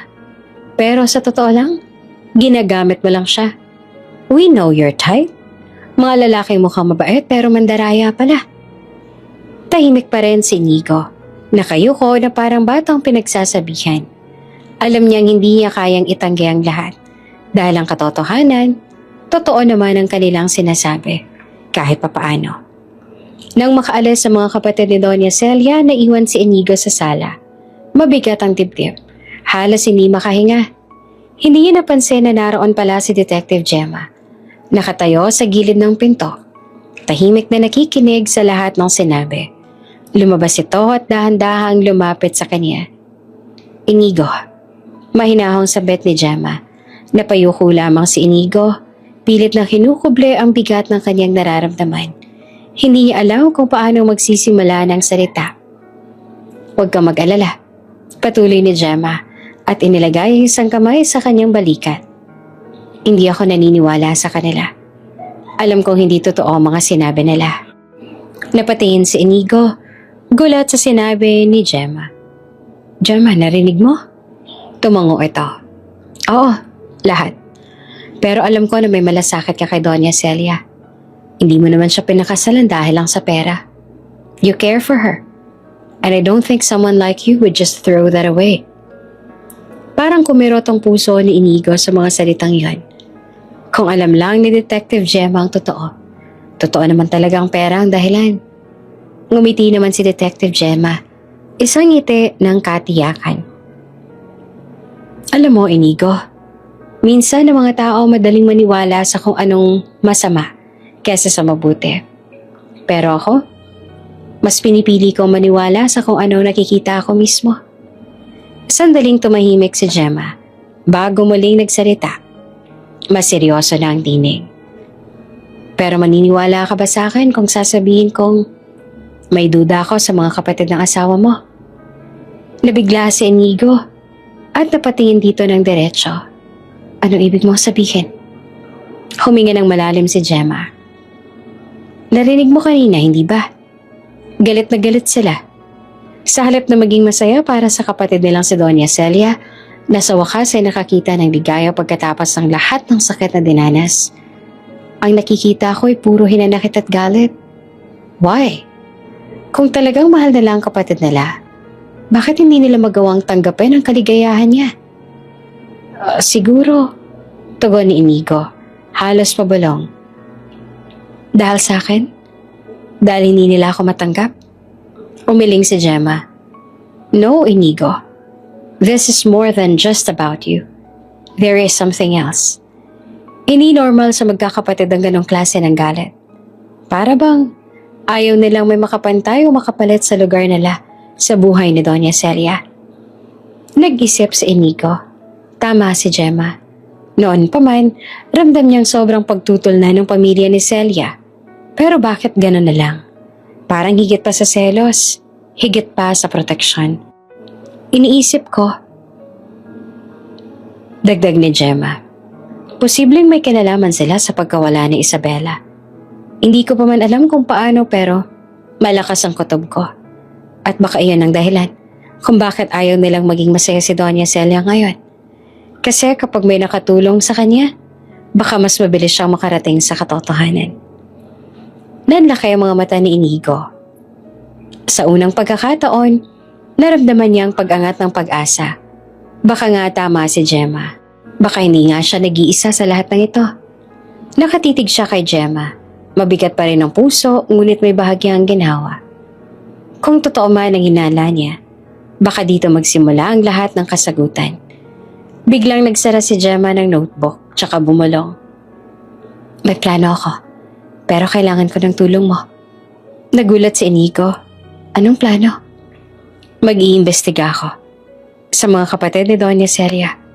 Tugon ni Gemma na halos pabulong. Hindi ko to pwedeng ipaalam sa lahat ng kasama kong investigators kasi baka may connection sila sa pamilya. Ayoko may makialam hanggang wala pa ako matibay na ebidensya. Napakunot ang noo ni Inigo. Bakit mo naman naisipan yon? Wala naman silang sinabi tungkol kay Isabela. Ngumiti si Gemma ngunit seryoso ang ngiti iyon. Exactly. Masyado silang tahimik pagdating sa anak ni Doña Celia. Napansin mo ba? Kanina puro sila galit nung ikaw ang asawa ng kapatid nila. Pero bakit hindi mo lang nila nabanggit ang tungkol kay Isabela? Di ba dapat yon ang mas iniintindi nila? Natigilan si Inigo. Tama naman si Gemma. Simula nang makilala niya ang mga kapatid ni Celia, ni minsan ay hindi nila tinanong kung may progress na ba ang kaso ng nawawalang pamangkin nila. Ang iniintindi lamang nila ay kung paano niyang pinakasalan ang kanilang kapatid at kung paano niyang maaangkin ang yaman. Kinabukasan, maagang dumating si Gemma sa mansyon. Nakasuot ito ng formal suit. Nilapitan niya si Inigo habang abala sa binabasa nitong mga dokumento. Sir Inigo? Ani Gemma. Sasamahan mo ako mamaya. Gusto kong silipin ang mga lumang gamit sa basement ng mansyon. Ayon kay Doña Celia, hindi na iyon nagagalaw simula nang mawala si Isabela. Hindi raw siya pumapayag na may pumasok doon. Kahit ng mga kapatid niya, hindi niya raw hinahayaan na pumasok. Pero binigyan niya ako ng pahintulot. Nagulat si Inigo. Basement? Hindi ba sinabi ni Doña na bawal galawin ang mga gamit doon? Tumango si Detective Gemma. Oo, pero hindi natin sisirain ang tiwala niya. Titingin lang tayo. Malay mo, may clue na iniwan noon pa na hindi napansin ng ibang investigator. Nagdalawang isip si Inigo, pero sa huli, sumang-ayon din siya. Madilim at malamig ang basement ng mansyon. Ang ilaw mula sa maliit na bombilya ay tila nagkukulang sa lawak ng silid. Halos puro kahon lang ang laman. May mga lumang kasangkapan, album at ilang laruan ng bata. Grabe, alagang-alaga pa rin talaga ang mga laruan ni Isabela. Mahal na mahal talaga siya ng kanyang ina. Bulong ni Gemma habang maingat na nagbubukas ng isang kahon. Napatingin naman si Inigo sa isang lumang album. Binuklat niya ito at nakita ang mga lumang larawan ni Doña Celia kasama si Isabela na sanggol pa lamang. Nasa isang garden ang mag-ina at malawak ang ngiti sa labi ni Doña Celia habang buhat ang anak nila. Kitang-kita ang galak sa mga mata nito. Ngumiti si Gemma. Napakaganda ni Isabela. Manang-mana siya sa kanyang ina. At halatang mahal na mahal siya ni Doña Celia. Just imagine losing someone like her. No wonder na hanggang ngayon, hindi siya makalimot. Lahat naman siguro ng ina na mawala ng anak ay mahihirapan na makausad. Habang patuloy nilang iniisa-isang mga kahon, biglang nahulog ang isang maliit na sobre mula sa isang lumang cabinet. Dinampot iyon ni Inigo. Detective Gemma, tingnan mo to. Aniya. Binuksan nilang sobre at sa loob naman ay may isang lumang sulat. Tila galing sa isang lalaki. Pasensya na, hindi ka sinasadya. Napagutusan lamang ako. Nagtitigan silang dalawa, parehong nagulat. Kidnapper's note? Bulong ni Gemma. Pero bago pa sila makapagsalita, narinig nila ang yabag mula sa taas. May tao. Bulong ni Inigo at agad nilang isinilid muli ang sulat sa sobre. Pagkakyat nila, nadatnan nila si Don Lorenzo, isa sa mga kapatid ni Doña Celia na nakatayo sa hallway. Nakakunot ang noo nang makita sila. Anong ginagawa ninyo sa basement? Malamig na tanong nito. Saglit naman na natigilan si Detective Gemma, ngunit mabilis itong umiti. Nag-i-inspeksyon lang po kami. Baka po may mahanap po kaming lead, senyor. Hindi naman kumibo si Don Lorenzo, ngunit matalim ang tingin nito sa kanilang dalawa. Wala na itong ibang sinabi. Tumalikod na lang at naglakad palayo. Nagkatinginan sina Gemma at Inigo. Pareho nilang napansin ang galit sa kanilang mga mata. Pero ang hindi nila maintindihan, bakit gano'n na lamang ang galit nito? Hindi ba dapat ay maging masaya ito kasi may tumutulong na sa kanilang kapatid na mahanap ang nawawala nitong anak? Simula nang ikwento ni Detective Gemma kay Inigo ang kanyang pagdududa, hindi na sila mapakali. Tuwing bumibisita ang mga kapatid ni Doña Celia, sinasadya ni Detective Gemma na magtagal sa paligid. Kunwari, abala sa kanyang pakay sa pagbibigay ng update sa Doña tungkol sa kanilang paghahanap. Pero, lihim niyang pinakikinggan ang kanilang mga usapan. Lihim niyang minamanmanan ang kanilang kilos. Sa unay wala siyang makuhang kakaiba maliban na lang sa tila ba hindi sila nasisiyahan na may tumutulong sa Doña. Puro pangmamariit kay Inigo ang naririnig ni Gemma, kasama ng mga pasaring tungkol kay Doña Celia na para bang hindi sila masaya sa kasalukuyang kalagayan nito. Ngunit isang araw, habang palabas na ng mansyon ng dalawang kapatid ng matanda, napansin ni Detective Gemma ang isang piraso ng papel na nahulog mula sa bag ni Senyora Leticia. Ang pinakamatanda sa mga kapatid. Dali-dali niya itong pinulot at nakita ang isang sulat na tila matagal nang luma. At sa sulat na iyon nakasulat ang pangalan ni Isabela. Doon nagsimula ang kanyang mas malalim na paghihinala. Bakit may hawak silang dokumento na may kinalaman sa anak ni Doña Celia na matagal nang nawawala? At bakit parang tinatago nila yon? At kung sakali man alam ni Doña Celia ang tungkol sa dokumento na yon, bakit hindi binigay o pinakita sa kanya ng Doña bilang karagdagan sa mga maaari niyang gamitin hawak sa kaso? Mula noon, sinadya na ni Gemma na subaybayan ang kanilang mga kilos kahit sa labas ng mansyon. Sinusundan niya sila. Napansin niya na laging iwas ang mga ito kapag napag-uusapan ng tungkol kay Isabela. At sa bawat pagbisita nila, parang laging may tinatago silang ayaw ipaalam kay Doña Celia. Isang gabi, nasaksihan ni Gemma na si Senior Ricardo, isa sa mga kapatid ay palihim na nakikipagkita sa isang lalaki. Nag-abot sila ng sobre at mabilis na naghiwalay. Hindi iyon nakaligtas sa mga mata ni Gemma at lalong lumakas ang kanyang kutob. May malalim na sikreto ang pamilya at maaaring sila mismo ang may kinalaman sa pagkawala ni Isabela. At tila malaking threat sa mga kapatid ni Doña Celia ang existence ni Detective Gemma at Inigo, kaya gano'n na lamang ang kanilang pagkadisgusto sa kanila. Hindi na nga nagulat pa si Detective Gemma nang makatanggap siya ng mensahe mula sa mga donya na nagnanais na makausap siya ng sarilinan at nagbigay pa ang mga ito ng address na dapat niyang puntahan. Dumating nga si Gemma sa address na sinasabi nila. Tahimik ang lugar. Pagbukas niya ng pinto, nakita niya nagtatagpo ang mga kapatid nila Doña Celia, sina Don Lorenzo, Doña Mercedes at ang pinakamatandang si Senyora Leticia. Nakayuko sila sa isang seryosong pag-uusap. Nang mapansin ni Gemma ay bigla silang tumayo at halatang kanina pa siyang hinihintay ng mga ito. Ah, Detective Gemma. Bungad pa ni Don Lorenzo na parang may pilit ng ngiti. Mabuti naman at nandito ka na. Ang akala namin hindi mo na kami sisiputin.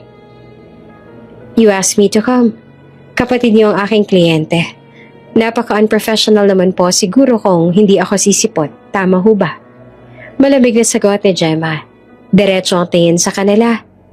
Nagkatingin na naman ang tatlo habang si Gemma ay taas noo lamang. Humakbang siya palapit sa kanila. Ano po bang kailangan niyo sa akin at bakit pinapunta niyo ako dito? At maaari ko bang malaman ang dahilan kung bakit kayo nakipagkita sa mga kasamahan ko noong isang araw? At may inabot pa kayong kung ano-ano sa kanila? May kaunting pag-igting sa mukha ni Mercedes. Alam mo ang tungkol doon? Ngumiti sa kanila si Gemma. Oo naman, senyora. Isa akong detective. Hindi ba't dapat lang na alam ko ang tungkol sa mga yon? Matalas ang aking mata at pakiramdam. At normal yon sa isang kagaya ko. Makikita sa mukha ng mga ito ang galit. Marahil ay hindi nila inaasahan na mabubunyag agad sila ni Detective Gemma. Ngunit si Gemma ay hindi naman ganong katanga. Noong gabi na nakita niya ang kapatid ng Donya na may kinatagpong lalaki at may iniabot dito na sobre na sa tingin niya ay naglalaman ng tseke, sinundan niya ito. At dito nalaman na ang isa sa mga iyon ay ang kanyang kasamahan sa paghawak sa kasong ito. So, kaya niyo po ba ako pinapunta dito ay para ipaliwanag sa akin kung para saan lahat ng yun? Tanong niya. Tahimik sila. Halos sabay na tumingin kay Leticia. At si Leticia naman ay bahagyang namutla ng labi. Ang tensyon ay tumigas na parang yelo. Biglang lumapit si Lorenzo. Ang tono nito ay mas matigas. Alam mo, Iha, may mga bagay na hindi mo dapat pinapakaalaman. Some things are better kept within the family. At base sa tabas ng iyong dila, may ideya ka na rin kung bakit ka namin pinapunta dito. Ngumisi si Gemma. Ngayon ay sigurado na siyang may kinalaman niya ang mga ito sa nangyayari sa nag-iisang anak ng Donya. Say it clear. Hindi ako pumunta dito para sayangin ang oras kong manghula. Malamig na saad niya. Alam ng lahat na ilang dekada ng patay ang anak ng aming kapatid. Kahit ang kanyang yumaong asawa ay natanggap na iyon. Subalit dahil mahal na mahal ni Celia ang kanyang anak, hindi niya ito matanggap at hanggang ngayon ay patuloy pa rin itong hinahanap. Gusto namin na tigilan mo na ang kasong ito. Let Isabella rest. It's all in the past at kung sino man rin nasa likod ng nangyari kay Isabella, maaaring hindi niya na mahanap ang malaking halagang involved. We can compensate you so stop poking around. Ano to? A bribe? Tanong niya na halatang binubuo ang salita. You think money will shut me up? Hindi to bribe. Wika ni Doña Leticia. This is an opportunity para sa'yo at para sa pamilya mo. Mas malaking halagang ibibigay namin sa'yo. So cut everyone out quietly. Hindi ba mas maayos yon kaysa patuloy na magsisiyasat sa isang kaso na matagal nang nangyari? Hindi niyo ako mababayaran. Sabi ni Gemma matapos ang ilang sandali. Hindi niyo mababayaran ang prinsipyo ko. I work this case because a missing child is a missing child. Kahit anong dynasty o surname, ang magtangkang itakip ang katotohanan. Tumahimik ang mga kapatid at halata ang hindi pagkasiyahan. Hindi po ako kagaya ng mga naunang detective na humawak sa kaso na to, na madaling bayaran at sumuko. May isa akong salita. At nangako ko kay Doña Celia na tutulungan ko siya. Bakas ang matinding galit sa kanilang mga mukha. Kung tatanggi ka, ay hindi mo alam kung anong maaaring mangyari sa'yo. Hindi po ako natatakot sa kahit sino. Pangalawa, kung may mangyari man sa akin ngayong gabi na to, may iniwan ako impormasyon sa isang taong mapagkakatiwalaan ko. May isang recording device. Kahit mawala ako, ang mga huling taong nakipagkita sa akin ay madaling matutunton. Nag-alon ng galit sa mukha ni Lorenzo. Wala kang karapatang magbanta sa amin. Hindi to banta, senyor. This is just a statement. May sinabihan ako na kung hindi ako makarating sa hostel mamaya, tawagin niya ang number na ibinigay ko. At sasabihin kung saan huling nakita. This is how a detective should be, right? Nagkatinginan ng tatlo. Kitang-kita ang galit sa mga mata ni Leticia, ang panlalamig sa mukha ni Lorenzo, at ang napakalakas na pagpipigil ng galit ni Mercedes na halos pumutok sa bibig nito. Walang nagsalita sa loob ng ilang saglit, pero ang hangin ay mabigat. Hindi kami natatakot sa espektikulo. Wika ni Doña Mercedes, nanginginig ang boses dahil sa rage. Alam namin ang kaya namin gawin. Kung susubukan mo kaming guluhin, you'll regret it. Gemma kept her composure. Then you'd better not force my hand. Pagkatapos ng ilang minuto ng tensyon bago muli nagsalita si Lorenzo. Remember, we are the family. Do not drag our name in public for a cheap show. Nang umalis na roon si Gemma, huminga siya ng malalim nung nasa sasakyan na siya. Alam niyang ginawa niyang toy para na rin siyang naglalaro sa isang mapanganib na laro. Lumalaban siya sa pamilyang may impluwensya at pera. Pero hindi siya nag-iisa. May safety protocol siya. Pinadala niya ang kopya ng susunod nilang meeting schedule sa isang trusted colleague sa precinct. Pati na rin ang screenshot ng CCTV feed. Kung may mangyari man sa kanya, may trail. Noong muling nagtungo si Gemma sa mansyon ni Doña Celia upang magbigay ng report or update, napansin ni Inigo na tila ba may kung anong bumabagabag sa dalaga. Detective Gemma, ano pong nangyari? Kagabi may nag-offer sa akin. Well, ilang perks para itigil ko ang investigasyon. And I declined. Mga kapatid ba ni Doña Celia? Tanong ni Inigo. Yes, they offered money. Threats. Sagot ni Gemma. They wanted to hush this. They're desperate. Kung ganon, tiyak nga na may kinalaman sila sa nangyari sa anak ni Doña Celia. Yes, wika ni Gemma.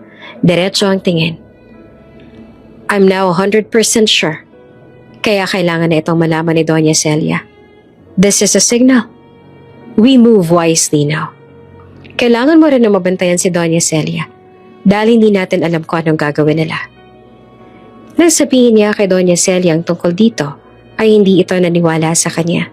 Sa sumunod na mga araw, halos gabi-gabi nagtatangkang sumunod o sumalakay kay Detective Gemma.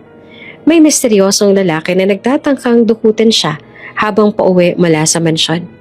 Sa pangatlo, may liham na iniwan sa ilalim ng kanyang pinto. Tigilan mo ng ginagawa mo. Kung ayaw mong sumunod sa yapak ng nawawala. Ngunit sa kabila ng lahat ng ito, nananatili siyang buo at matalino. Hindi siya nadadala ng takot. Bagkos lalo lamang siyang naging determinado. Nang nakumbinsi na siya na hindi lang basta chismis o simpleng hinala ang kanyang hawak, na may malinaw na koneksyon ng mga kapatid ni Doña Celia sa pagkawala ni Isabela, nagpasya siyang makipag-usap ng harapan sa matanda. Sa isang hapon na puno ng tensyon, nadatnan niya si Doña Celia sa loob ng opisina nito. Nakaupo sa isang antigong silya habang nakatingin sa lumang larawan ng anak. Ang mga mata ng Doña ay malabo na sa pag-iyak, tila muling bumabalik sa bawat alaala. Doña Celia, maingat na bungad ni Gemma. Kailangan po natin na mag-usap. Hindi na po ako pwedeng manahimik. Lumingon si Doña Celia, may pagod sa mukha. Hindi ba't sinabi ko na sa'yo? Huwag mong idadamay ang pamilya ko sa pagkawala ng anak ko. Huminga ng malalim si Gemma. Pero ma'am, wala pong ibang direksyon ng kaso. At sa lahat ng palatandaan, sila lamang po ang pinakamalapit na suspect. Nanigas ang mukha ni Doña Celia. Tumayo ito. Ang tinig ay nanginginig sa galit at sakit. Wala kang karapatang pagbintangan ng mga kapatid ko. Sila na nga lang natitirang pamilya ko. Matagal na ako nagdurusa sa pagkawala ni Isabela. At ngayon, ikaw na akala ko'y makakatulong, siya pang sisira sa natitira kong pamilya. Nakatitig lamang si Gemma. Kita ang sakit sa mga mata nito. Pero hindi siya umatras. Dahan-dahan niyang inilabas ang kanyang recorder mula sa bulsa at plinay ito. Nagmula sa maliit na speaker ang boses ni Don Lorenzo, Doña Mercedes. Kung talagang seryoso ka sa kasong to, we can assist you. We can compensate you, so stop poking around. Hindi to bribe. It's an opportunity, so cut everyone out quietly. Hindi niyo ako mababayaran. Sagot ni Gemma sa recording. Hindi niyo mababayaran ang prinsipyo ko. At kasunod noon, ang malamig na boses ni Mercedes. Kung susubukan mo kaming guluhin, you'll regret it. Napatigil si Doña Celia. Nanlalaki ang mga mata habang pinakikinggan ang bawat salita. Nabitiwan niya ang hawak na rosaryo at napaupo muli sa silya. Nanginginig ang kamay. Diyos ko, mahina niyang sambit. Sinubukan ka nilang bayaran? At tinakot ka pa? Tumango si Gemma. Lumapit siya sa Donya. Marahang inilagay ang recorder sa mesa nito. Ma'am, ani Gemma. Sa nakalipas sa ilang dekada, hindi ho ba kayo nagtataka kung bakit tila ba lahat ng mga humahawak sa investigation ng pagkawala ng inyong anak ay tumigil bigla? Wala man lang malinaw na sagot. Wala man lang natutukoy na lead. Hindi ho ba sumagi sa isip ninyo na baka sila ay binayaran na tinakot? Katulad po ng ginawa nila sa akin? Tumulong luha ni Doña Celia. Hindi niya alam kung paanong tatanggapin ang narinig. Ang puso niya ay nahahati sa dalawang bahagi. Ang pagmamahal at pagtitiwala sa mga kapatid na matagal niya nang kasama. At ang matagal niya nang hinahanap na katotohanan tungkol sa anak na si Isabela. Hindi ko kayang paniwalaan. Nanginginig ang tinig ng Donya. Paano nila magagawa sa akin to? Sa sarili nilang dugo at laman? Alam ko pong mahirap tanggapin. Sabi ni Gemma at bahagyang lumuhod sa harap ng matanda upang ipakita ang kanyang sinseridad. Pero ma'am, ito po ang pinakamalapit nating sagot. At kung hahayaan nating manatili nakatago ang katotohanan, baka tuluyan ang hindi makamit ang hustisya ni Isabela. Hindi lang po ito tungkol sa inyo, kundi sa kanya. Sa batang nawala nang walang kasalanan. Humagulgol si Doña Celia, tinakpan ng panyo ang kanyang bibig. Halos mahulog sa bigat ng kanyang nararamdaman. Gemma, mahinang wika niya. Kung totoo nga ang lahat ng to, wala na akong ibang masasandalan, kundi kayo ni Inigo. Pero Diyos ko, paano ko haharapin ang mga kapatid ko? Paano ko haharapin ang dugot laman ko na siya palang dahilan ng pagkawala ng anak ko? Marahang hinawakan ni Gemma ang kamay niya. Hindi niyo po kailangan gawin ng mag-isa. Sasamahan ko po kayo hanggang dulo. Pero kailangan niyo pong pumili, Donya. Maniniwala ba kayo sa mga matatenga ninyo? O patuloy ninyong ipipikit ang mga ito? Alang-alang sa pamilyang posibleng sumira sa inyo. Tahimik ang buong opisina. Ang orasan sa dingding lang ang maririnig. Dahan-dahang bumibilang ng bawat segundo ng tensyon. At sa mga mata ni Doña Celia, unti-unting nabuo matinding sakit at ang matinding pangangailangan ng katotohanan. Pagkatapos ng lahat ng pagbubunyag ni Gemma tungkol sa mga kapatid ni Doña Celia, lalong naging mabigat ang dibdib ng Doña. Halos hindi na siya makakain, halos hindi na makatulog, at ang mga mata niya ay palaging namumugto. Pamilya ko, sila palang nagkuple ng kasinungalingan. Bulong niya sa sarili habang nakatitig sa lumang larawan ni Isabela. Ilang araw ang lumipas, nagdesisyon siyang samahan si Inigo sa bahay ng mga ito. Alam niya nang kailangang makita at makausap ang ina ng lalaking pinakasalan niya upang gamitin. Tahimik ang naging biyahe nila at habang nasa loob ng kotse, ramdam ni Inigo ang bigat ng damdamin ng Donya. Pagdating nila sa kanilang bahay, kung nasaan ang ina ni Inigo kasama ang hinang niya na siyang nag-aalaga dito, agad na nagliwanag ang mukha ng ina ni Inigo nang makita siya. Anak, mahina pero masiglang sampit ng ginang, sabay hawak sa kamay ni Inigo. Ngunit nagulat ito nang mapansin ang presensya ni Doña Celia na nakatayo sa tabi. Ma, ani Inigo na mahigpit ang kapit sa kanyang ina. Siya po si Doña Celia. Siya po ang tumulong sa atin. At siya po ang dahilan kung bakit natuloy ang operasyon ninyo. Napatitig ang ina niya kay Doña Celia at agad na nanubig ang mga mata nito. Ang matanda ay hindi rin nakapagsalita agad. Tila may matinding emosyon na bumabalot sa kanilang dalawa. Diyos ko, bulong ng ina ni Inigo na halos maiyak. Ikaw pala. Naguluhan si Inigo. Ma, bakit? Kilala mo siya? Humakbang si Doña Celia palapit. Nanginginig ang tinig at saka lumuhod sa harapan ng higaan. Napakatagal na panahon kitang hinanap. Wika nito. Mahigpit ang hawak sa kamay ng ina ni Inigo. Napakatagal na panahon na gusto kong malaman kung anong kinalaman ng iyong asawa sa pagkawala ng aking anak. Nabigla si Inigo. Ano ho? Anong ibig niyo pong sabihin? Napaluha ang kanyang ina, tuluyan ng bumigay. Anak, may mga bagay na hindi ko nasasabi sa'yo. Ang totoo, ang tatay mo, siyang dating driver ng pamilya Romero. Nanlaki ang mga mata ni Inigo. Ano? Tumango ang kanyang ina, nanginginig sa sakit ng alaala. Samantalang si Doña Celia naman ay lumuhod sa harapan ng kanyang ina para ito ay magsumamo.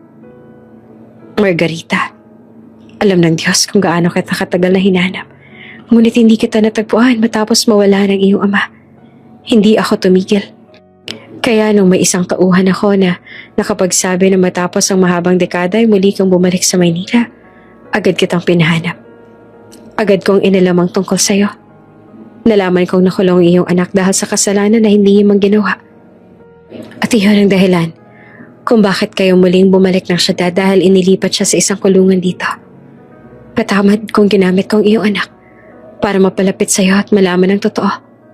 Patawad kung ginawa ko siyang dahilan upang wala sa mga kapatid kong muli kong pigilan sa paghahanap sa anak ko ilang dekada nang nawawala. Pero ngayon na natagpuan na kita, nagsusumamo ako sa'yo. Sabihin mo sa akin ang totoo. Sabihin mo sa akin kung ano ang kinalaman ng asawa mo. Bakit? Bakit kasama siya ng anak ko ng gabing yun? Bakit nasa iisang lugar sila kung saan natagpuan ng anak ko? Ano bang ibig sabihin ng sulat na iniwan niya sa sasakyan ko? Alam kong mabait ang asawa mo pero siya ba talaga ang dumukot sa anak ko? Si Inigo na nakikinig ay gulong-gulo pa rin. Hindi niya maunawaan ang nangyayari. Ma? Nanginginig ang tinig ni Inigo. Si Papa? May kinalaman ba sila sa nangyari sa anak ng Doña Celia? Tumitig sa kanya ang kanyang ina bago ito sumagot.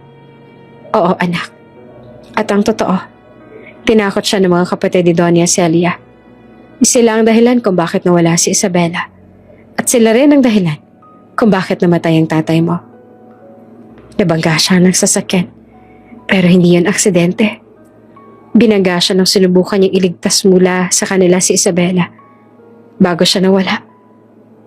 Bago siya nagpasya na iligtas si Isabela, nagmakaawa siya sa akin. Sinabihan niya akong lumayo. Inakala ng mga kapatid ni Doña Celia na namatay ang anak namin. Hindi nila alam ang tungkol sa iyo, Inigo. Kinailangan ko umalis upang maprotektahan ka mula sa kanila. Dahil kung hindi ko yung gagawin, alam ko na mapapahamak din tayo. Parang gumuho ang mundo ni Inigo. Hindi siya makapaniwala sa mga naririnig. Ibig sabihin ba, alam niyo kung ano nangyayari kay Isabela? Hindi ko alam ang lahat. Sagot ng kanyang ina. Nanginginig ang mga kamay. Pero bago mamatay ang papa mo, iniwan niya sa akin ng isang liham.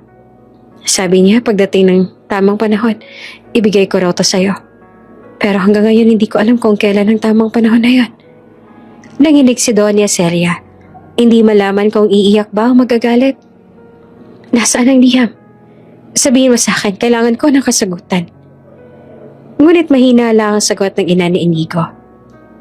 Hindi ko pa alam kung handa ka. Kung handa kayo ni Inigo. Handa tayong lahat sa katotohanan na nakasulat doon. Nagkatinginan sina Inigo at Doña Cecilia. Parehong naguguluhan. Parehong puno ng tanong. Parehong takot sa katotohanan na maaaring tuluyang bumago sa kanilang mga buhay. Hindi na makapaniwala si Inigo sa mga nadiskubre niya. Parang biglang bumagsak ang lahat ng mundo sa kanya nang marinig mula mismo sa kanyang ina ang buong katotohanan. Na ang kanyang ama, na buong buhay niyang iniidolo at iniisip na isang simpleng driver lang na tahimik na namatay, ay isa palang taong kinasangkapan at pinilit gumawa ng isang mabigat na kasalanan. Ma, mangiyak-ngiyak na wika ni Inigo habang nanlalaki mga mata. Totoo ba lahat ng yun? Na si Papa, pinilit nilang gamitin para kunin ang anak ni Doña Celia? Tumulo ang luha ng kanyang ina at mahigpit itong hinawakan ng kamay ng binata. Inigo anak, wala akong lakas sa loob na sabihin sa'yo to noon pa man. Bata ka pa, tsaka natatakot ako na baka pati ikaw ay madamay. Pero oo, totoo anak, ang papa mo, ginamit siya ng mga kapatid ni Doña Celia. Tinakot kami noon. Ako, ikaw na bagong silang pa lang. Wala siyang nagawa kundi sumunod. Pero hindi ibig sabihin noon ay kasabwat siya. Lahat ng ginawa ng papa mo para maprotektahan tayo. Hindi na napigilan ni Inigo ang mapahagulgol. Para bang lahat ng iniisip niyang tahimik at normal na buhay nila ay biglang naging bahagi ng isang madilim na kasaysayan. Pero kung ganun ang ibig sabihin, si Papa, siya ang dahilan kung bakit nawala si Isabela. Hindi ito tumugon. Dahan-dahang tumayo ang kanyang ina. Lumapit sa isang lumang aparador. May inangat ng isang kahon. Binuksan ito at kinuha ang isang matandang sobre. Nang mailapat iyon sa kamay ni Doña Celia, naginginig ang buong katawan ng ginang. Hawak-hawak ang sulat, para bang bumabalik lahat ng alaala ng pagkawala ng anak niya. Nanginginig ang kanyang labi at halos hindi niya mabuksan ang sobre. Si Inigo na ang tumulong at sa pagbukas nito, nakita nila ang papel ay halos kupas na. Ngunit malinaw pa rin ang sulat kamay ng ama ni Inigo. Nagsimula ng basahin ni Doña Celia at habang tumatagal ay bumabagsak ang kanyang mga luha. Doña Celia, patawad. Malaki ang utang na loob ko sa inyo ni Don Alaric. Kayo ang dahilan. Kaya nabigyan ko ng maayos na buhay ang aking pamilya. Alam ng Diyos na ginawa akong lahat na para maging tapat sa inyo. Nanumpa ako maging mabuting trabahador ninyo. At nang inyong nag-isang anak na si Isabela, hindi ko ginusto ang lahat ng ito. Pinilit nila ako. Ang mga kapatid mo mismo. Gusto nilang maagaw ang lahat ng yaman at impluwensya ninyong mag-asawa. Kaya tinutusan nila akong kunin si Isabela. Dahil kapag nawala ang inyong nag-iisang tagapagmana, mas malaki na ang tsansa na mapasa kamay nila ang iyong yaman. Tinakot nila ako. Napapatayin ang mag-ina ko kapag hindi ako sumunod. Pero hindi ko kinaya ang konsensya ko. Plano ko iligtas si Isabela. Kung sakaling mawala man ako, tandaan mo hindi ako kailanman kumampi sa kanila. Si Isabela, nailigtas ko. Sinubukan ko. Patawarin niyo sana ako. Manuel. Nabitawan ni Doña Celia ang diyam at halos bumagsak siya sa upuan. Mga kapatid ko, silang nagplano. Silang dahilan ng lahat ng dinadanas ko. Lumingon siya kay Inigo. Umiiyak na parang isang bata na nawala ng lahat. Paano ko ito tatanggapin? Pamilya ko sila. Ngunit sila mismo sumira sa akin. Yumuko si Inigo. Dama ang bigat ng sitwasyon. Doña Celia, naiintindihan ko kung gaano kasakit ito. Pero kung may natutunan man ako sa lahat ng nangyari, isa lang ang malinaw. Hindi dapat nananatiling tahimik ang katotohanan. Kung hindi natin sila ilalantad, lalo lang silang lalakas at magpapatuloy ng kasamaan. Nag-angat ng tingin si Doña Celia. Puno ng luha, ngunit may bagong ningas ang determinasyon sa kanyang mga mata. Matagal ko nang hinahanap ang hustisya para sa anak ko. Batid kong wala na siya. Ngunit ang pinaka-nananais ko ay ang hustisya para sa kanya. Matagal ko lang pilit na iniintindi kung bakit tila lahat ng investigador na humahawak sa kaso ng anak ko, maliban na lamang kay Gemma, ay biglang tumitigil. Ngayon ko lang lubos na nauunawaan. Binayaran at tinatakot pala na sila ng mga kapatid ko. Pero hindi na ngayon. Hindi na nila matatakasan ang ginawa nila. Sumabat ang ina ni Inigo na ngayon humahagulgol na rin. Doña Celia, patawad. Patawad kung hindi ko agad sinabi. Natakot ako. Pero ngayon handa na ako magsalita. Handa na akong tumistigo laban sa kanila. Kahit buhay ko pang kapalit. Lumapit si Inigo at hinakap ang ina. Ma, wala kang kasalanan. Ginawa niyo lang ang lahat para protektahan ako. Pero ngayon, panahon na para matapos ang lahat ng to. Tumango si Doña Celia. Maigpit na hawak pa rin ang diham. Simula ngayon, sisiguraduhin kong mananagot ang mga kapatid ko. Hindi na ako papayag na manatili silang malaya. At Margarita, salamat. Dahil pinili mong sabihin sa akin ang totoo. kahit umabot man ng ilang taon. At doon nagsimula na ang mas matinding laban, hindi lamang para sa hostisya ni Isabela, kundi para sa pagbagsak ng mga taong matagal nang nagtatago sa likod ng kapangyarihan at pangalan. Tahimik silang magkakasama nakaupo sa sala ni Doña Celia. Sa gitna ng mesa ay nakalapag ang liham ni Manuel, ang ama ni Inigo, na ngayon ay nagsisilbing pinakamahalagang ebidensya laban sa mga anak ng ginang. Hindi na tanong kung lalaban sila. Ang tanong na lamang ay kung paano. Kung ilalantad natin sila. Maingat na sabi ni Gemma. Kailangan natin ng kompletong ebidensya. Laban sa mga kapatid ng ginang. Hindi na tanong kung lalaban ba sila. Ang tanong na labang ay kung paano. Kung ilalantad natin sila. Maingat na sabi ni Gemma. Kailangan natin ng kompletong ebidensya. Hindi sapat ang salaysay lang. Oo, at may recording ako nung tinangkahan nila akong suhulan. At may liham mula sa ama ni Inigo. Pero mas mabigat. Kung may mga testigo pa tayong makukuha na noon ay tinakot nila. Tumango si Inigo. Tama siya. Kailangan din natin na mag-ingat. Kung kaya nilang patahimikan ng mga investigador noon, malamang hindi sila magdadalawang isip na subukang patahimikin din tayo ngayon. Napayuko ang ina ni Inigo. Nangingilid ang luha. Ako na ang magsasalita. Ako magpapatunay na ang asawa ko ay ginamit nila. Hanggang sa mapatay nila. Kahit anong mangyari, hindi na ako matatakot. Saglit nakatahimikan. Pagkatapos ay nagsalita si Doña Celia. Mahaba ang tinig, ngunit mariin. Ang mga kapatid ko.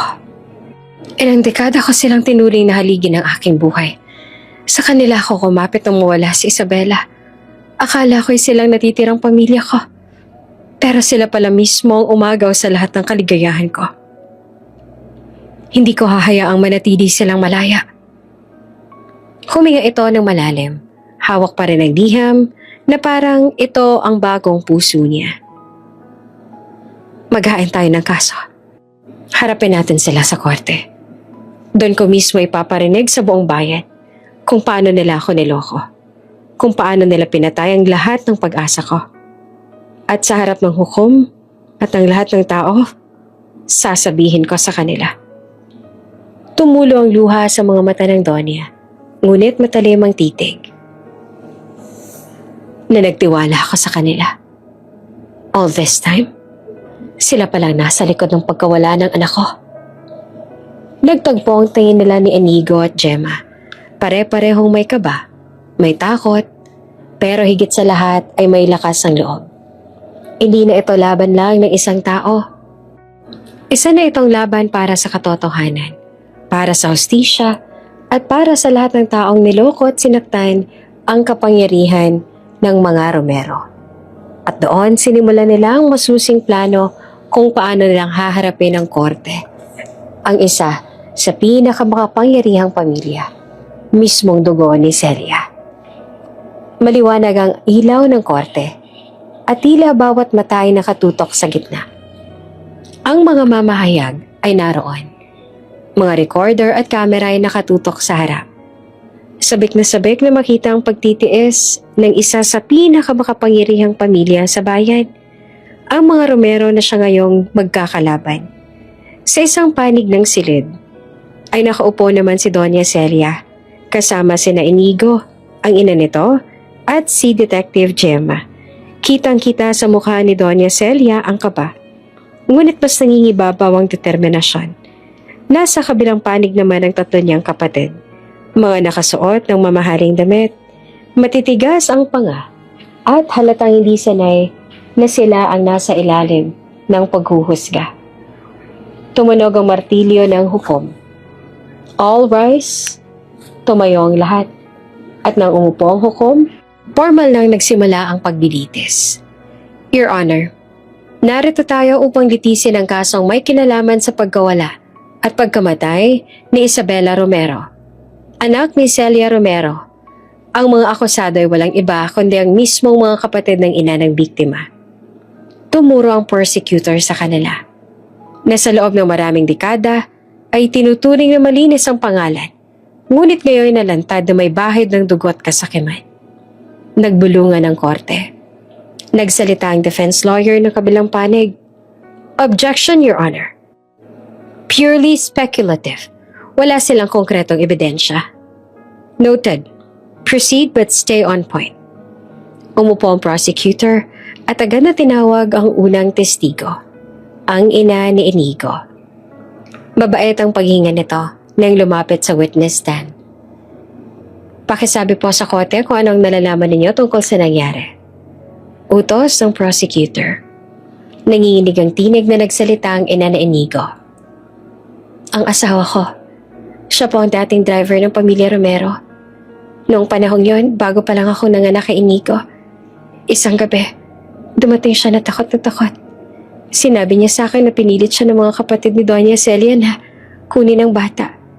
Sinabi niya na kung hindi niya gagawin, papatayin nila kaming mag-ina. Wala siyang nagawa. Tinakot siya. Tumulo ang luha ng ginang at naroon naman si Inigo na nakatingin, mahigpit ang kapit sa bangko. Pero nagsisisi siya. Sabi niya na ililigtas niya raw ang bata. At bago siya umalis, iniwan niya sa akin ang isang sulat. Sabi niya kung sakaling hindi na siya makabalik, ibigay ko raw ito kay Doña Celia kapag dumating ang panahon. Inilahad ng prosecutor ang liham. Isa-isa itong binasa sa korte. Nakasulat doon ang buong plano ng mga kapatid, ang pananakot, ang kagustuhan nilang mapasa kanilang yaman sa oras na mawala si Isabela. Nang matapos, nagsimulang mag-ingay ang mga tao sa korte. Galit, gulat, at pagkasok lamang nangingibabaw. Objection! Pekeng liham na yan. Hindi yan mapapatunayan. Tumayo si Detective Gemma. May recording ako. That day, na tinangka nilang suhulan ako, nakalagay doon mismo na sinabi nila kung paano nila pinatigil lahat ng investigador na humawak sa kaso. Kung gusto ninyong marinig, handa akong ipatugtog ito ngayon. Play the recording, utos ng hukom. At mula sa maliit na recorder, umalingaw-ngaw sa buong silid ang mga boses ng mga kapatid ni Doña Celia. Nabagsakan ng matinding katahimikan ng buong korte. Ang mga kapatid ni Doña Celia ay namutla. Tumayo si Doña Celia, hindi na siya napigilan ng abogado o kahit na sino. Ang kanyang tinig ay nanginginig ngunit puno ng galit at sakit. Mga kapatid ko, alam niyo ilang dekada ako nagdusa. Ilang gabi akong umiyak. Hinihiling na sana'y makita kong muli ang anak ko o makamit man lang ang hustisya sa nangyari sa kanya. Sa lahat ng oras na yun, kayo ang sandigan ko. Kayo ang nilapitan ko. Kayo ang pinaniwalaan kong kasama kong nagdadalamhati. Umiyak ang Donya, pero nananatiling nakatingin sa kanila. Ngunit ngayon, heto ako. Sa harap ng lahat ng tao, dala ang katotohanan. Kayo pala? Kayo palang kumuha sa anak ko. Kayo pala ang dahilan kung bakit siya nawala. Pinagkatiwalaan ko kayo ng buong puso. At ang kapalit ay ang pagkawasak ng buhay ko. Lalo humigpit ang boses ng Donya. All this time, kayo palang nasa likod ng pagkawala ng anak ko. Hindi ko kayo mapapatawad. Nag-echo ang mga salita niya sa loob ng korte. Ang mga tao ay napatingin sa tatlong akusado. Mga nakatungo, pawis sa pawis at hindi makatingin ng diretsyo. Order in the court. Ngunit huli na. Ang damdamin ng lahat ng naroon ay malinaw na ang hustisya ay nasa panig na ng matanda. Dahan-dahang naupo si Doña Celia. Nanginginig pa rin. Mabigat ang katahimikan sa loob ng korte nang bumalik ang hukom matapos ang deliberasyon. Ang bawat tao ay nakayuko. Nag-aabang kung ano ang magiging hatol. After reviewing the evidence, the testimonies and the recorded conversation, this court finds the accused guilty. Umalingaw-ngaw ang salita. Tulad ng malakas na tunog ng martilyo, parang gumuho ang mundo ng tatlong kapatid ni Doña Celia.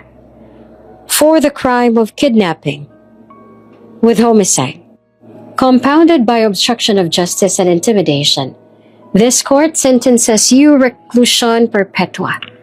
You shall spend the rest of your lives in prison. Tumigil ang oras para kay Doña Celia. Ang matagal niya nang hinahanap na sagot ay nasa harap na niya. Ang mga kapatid na minahal at pinagkatiwalaan niya, ngayon ay haharap na sa hustisya. Hinarap ni Doña Celia ang mga kapatid. Hustisyang nakuha ko. Pero hindi na maibabalik ang anak ko. Ang kapalit ng kasikaman ninyo ay habang buhay na pagkakakulong. At kahit doon, dalhin ninyo ang bigat ng ginawa ninyo. Ang tatlong akusado ay walang nasabi. Nakayuko at walang mapuntahan ang kanilang mga mata. Niyakap ni Inigo ang kanyang ina at si Doña Celia. Naroon si Gemma, tahimik ngunit matatag ang presensya. Tanda ng kanyang paninindigan mula simula hanggang wakas. Case closed. Tumunog muli ang martilyo at sa wakas, nakahinga si Doña Celia. Hindi dahil nawala ang sakit, kundi dahil natapos ang matagal na laban. Para sa maraming dekada ng paghahanap at pagdurusa, doon ay nagbigay ng katapusan ng korte. Hindi pagbabalik ng nakalipas, ngunit isang peraso ng hustisya na matagal nang hinihingi. Paglabas nila mula sa silidukuman, nagmistulang nagbukas ang langit para kay Doña Celia. Lumakad silang magkakasama, si Gemma, si Inigo, at ang ina ni Inigo. At ang kanyang maliit na grupo ng mga tumulong, dala-dala ang bigat ng nangyari. Uminto si Doña Celia at hinawakan ng kamay ni Gemma. Detective Gemma, I don't know how can I ever thank you. Without you, this day would never come. Ngumiti naman si Gemma.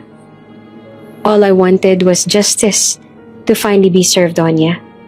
And that's more than enough for me. Bumaling naman si Doña Celia sa ina ni Inigo at pinisil ang kamay nito. Thank you for your courage, for opening the truth. Without you, this light would never reach us.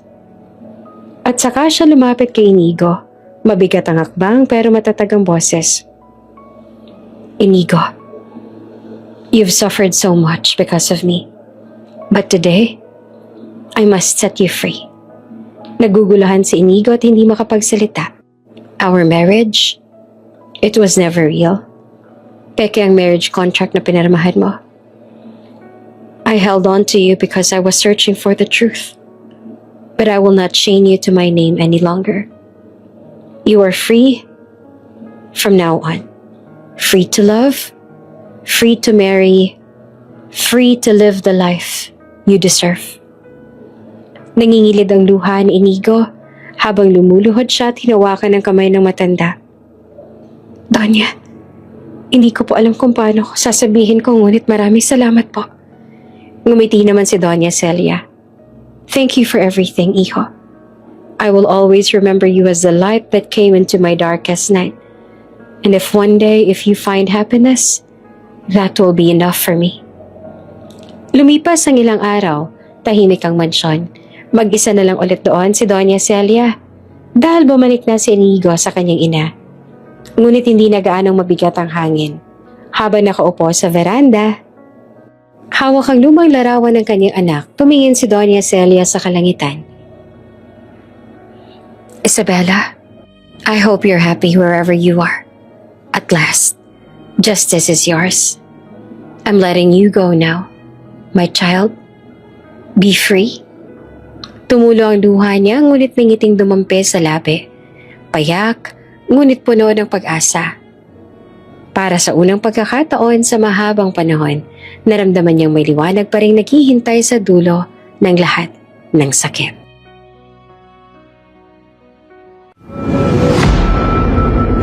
Bago ka pa lang sa channel na ito, Ate Jane TV, huwag kalimutang pindutin ang notification bell and subscribe button. Sana po hindi naman malaking abala sa inyo ang pagpindot ng subscribe button dahil ang kapalit po nito ay ang pagsuporta para makapag-produce ng mga libreng stories sa mga channels ni Ate Jane. Maraming salamat!